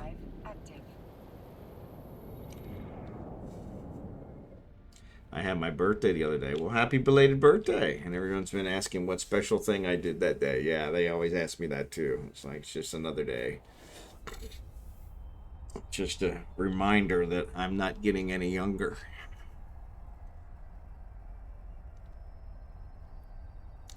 The days aren't going backwards.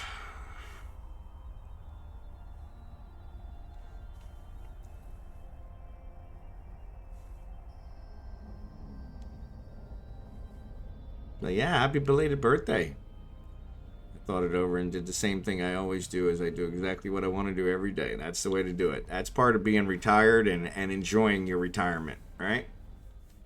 So I do what I want and I enjoy what I do. So, congratulations.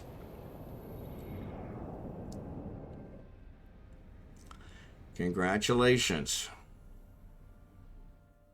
It's a nice honorable age.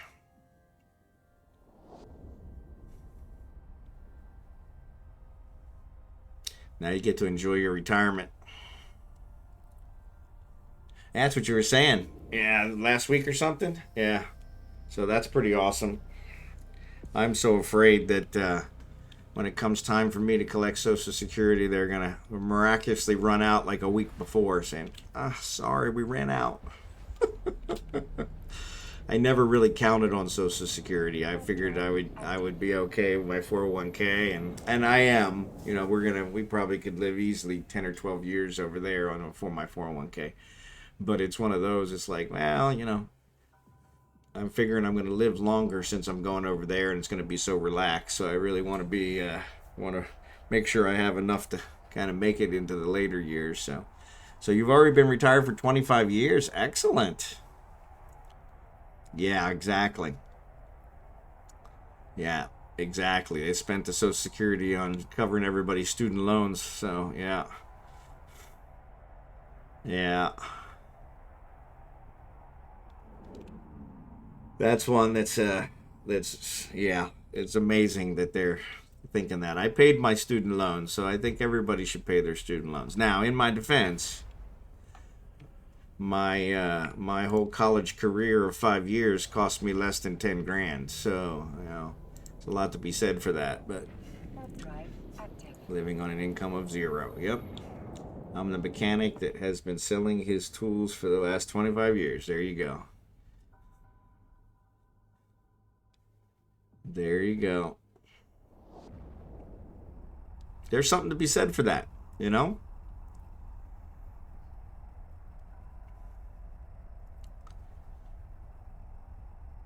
Spend what you earn what you spend. You know.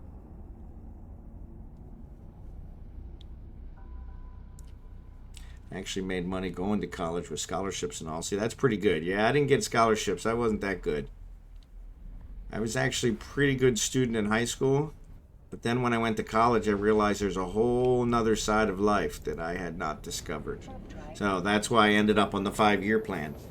But even then, even with the 5-year plan, my whole college education was less than 10 grand. So yeah, wasn't that hard to pay off, but I didn't go to a super fancy school. I didn't need to, so my tools are my capital. So there you go. Majored in beer 101. Yeah. I discovered a whole another side of life once I went to college, and so it was a good learning experience. And then when it actually came time, every year I'd come home. Every summer I'd come home, and I'm like, this is a waste of time. I'm not doing this. And then I worked for Pepperidge Farm. I worked the summers for Pepperidge Farm. And I would go work for the summer at Pepperidge Farm, and I would come out of there and I'd be like, no, I cannot do this for the rest of my life. I have to get a degree because I can't do this. I made good money at Pepperidge Farm, but it was one of those, it was just so mind-numbing, and it was just like, no, I cannot do this for the rest of my life. I've got to do something else. So I'd go back to school and struggle through the next year, and then come back and the same thing, end of the year, like, nah, I'm not doing this anymore. It's just a waste of time.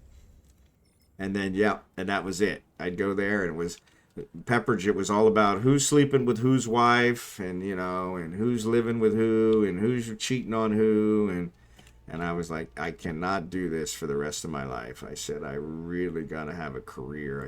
I can't do it. And a lot of people, they made really good money that way. I don't want to fault them for that.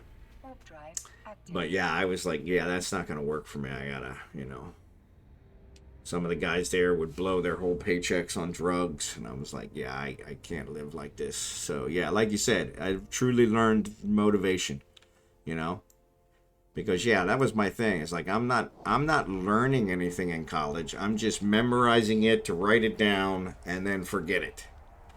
And so it's really not accomplishing anything. But getting that piece of paper did make a world of difference. And so yeah, so from that perspective, it was like it opened the doors that allowed me to be able to get a job where I didn't have to, didn't have to be physical labor for the rest of my life. So I made good money at Pepperidge, really did. And it was, like you said, it was a real learning experience because it really did inspire me. But it was one of those where it was like, yeah, I don't want to be doing this for the rest of my life. All right, I didn't read this mission, so you need to approach the hollow asteroid. Drone Hive, hollow asteroid. There we go. Well, that's 105 kilometers away. I mean, come on. Of course it is. Of course it is.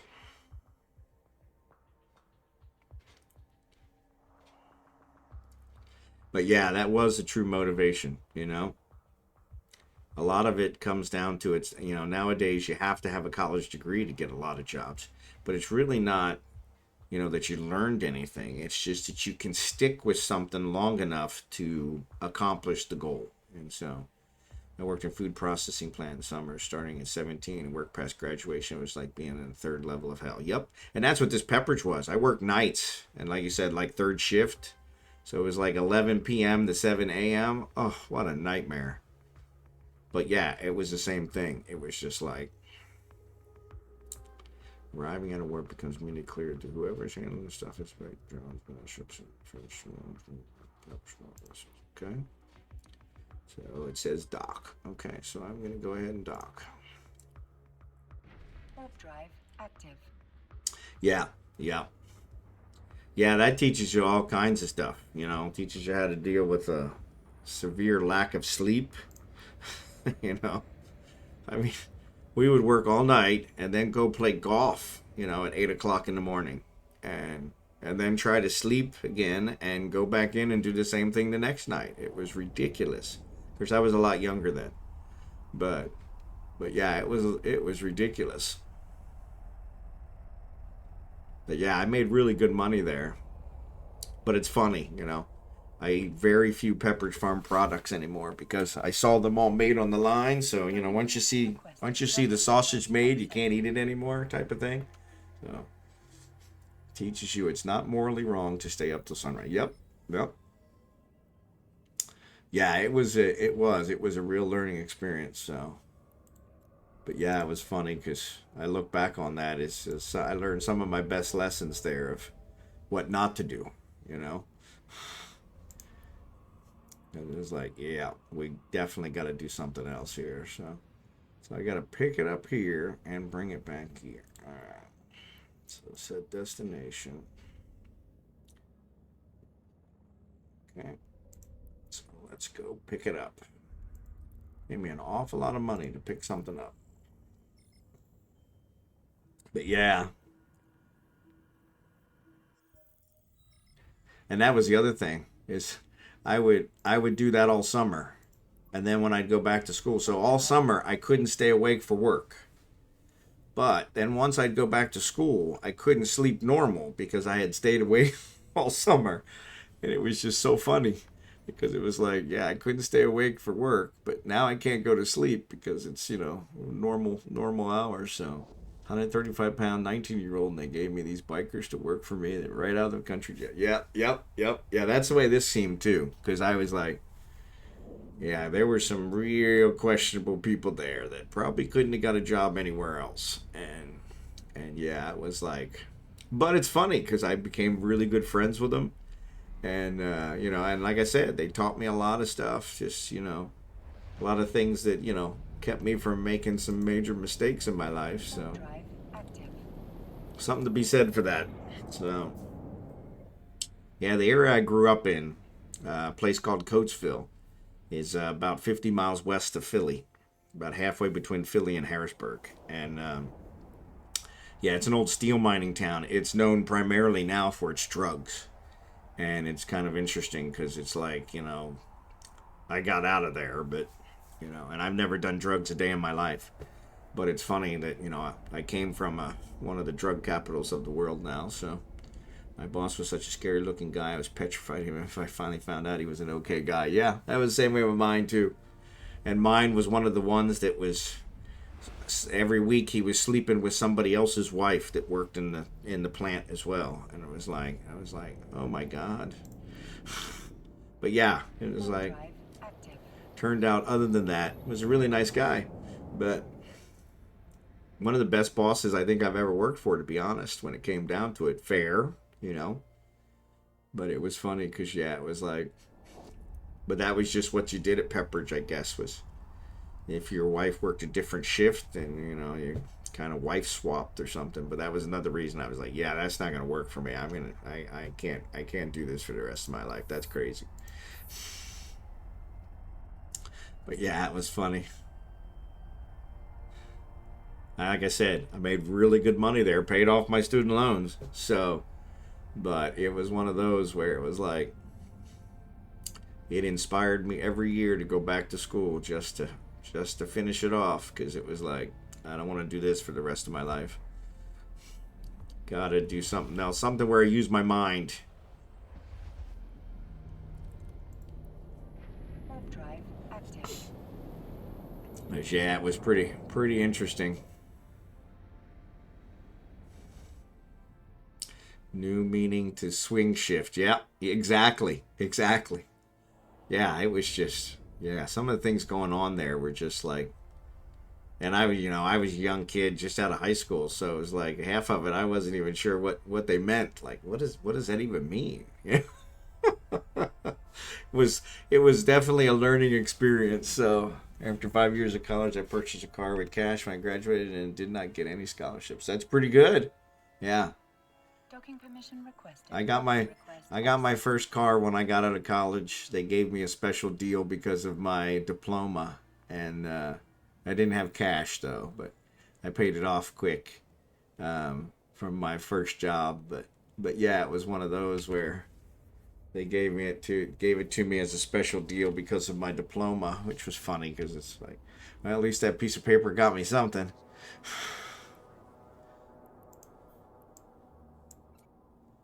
Hidden contract. Oh, we need to set destination. There we go. I started investing my senior year. See, that's pretty good. Yeah, I didn't do that. In fact, that's one of the things I kick myself about now is even with the company. So we talked yesterday. I've been with the bank for, it'll be 24 years the end of this month. And for the first probably 15, I didn't even take advantage of their 401k match because it was just like we were paycheck to paycheck, with 2 kids. And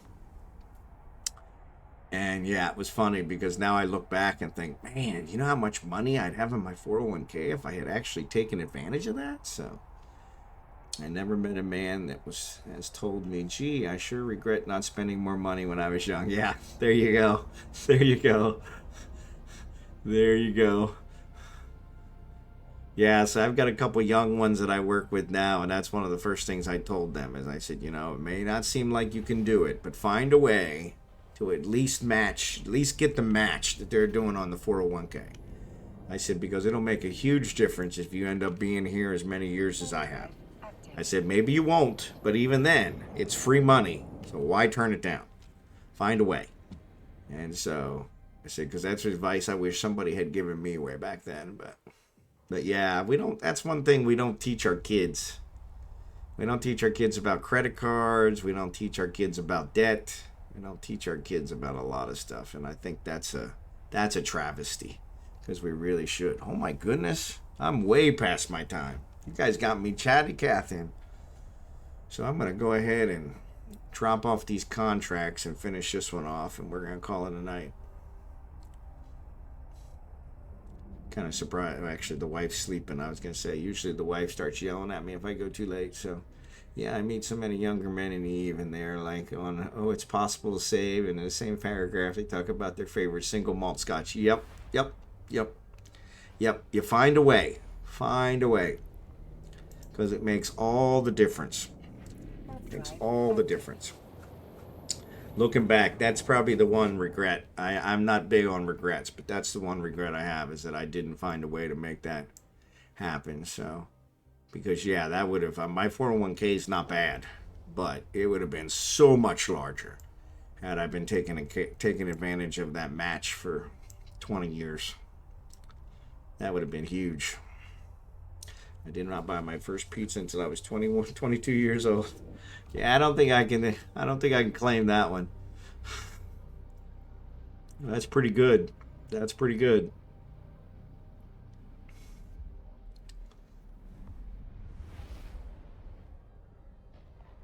Yeah, I had so much pizza when I was young that I actually don't eat much pizza now because I'm not a big fan of it. So, plus my kids. When I went through the divorce, I would take my kids out to lunch every week, and that's all they ever wanted was pizza. And I was like, oh, my lord. But yeah. But that's saying something. Being able to save that money, that makes a huge difference in the long run. Makes a huge difference in the long run. Well, it's not the cheese, it's the bread. Sounds crazy, but it's true. Yep. See, mine's a sauce. I grew up with 8 brothers and sisters, so we ate a lot of spaghetti, a lot of things with sauce, a lot of things that you could make for an army. And yeah, I got burned out on anything with sauce. Like we had chip beef gravy and spaghetti and macaroni and cheese like constantly. And so yeah, it just burned me out. So, but anyway, I really appreciate you guys keeping me company. We actually that flew through those 3 hours like nothing. So, but I'm actually going to call it quits here so I can get some sleep. I actually have to go in the office tomorrow, so that is always a more tiring day. But appreciate you hanging out. Always fun talking with you guys. Appreciate you guys being here. And I will actually see you guys tomorrow night if you're around. Hopefully you will be. And I will see you then. So take it easy, and we will see you tomorrow.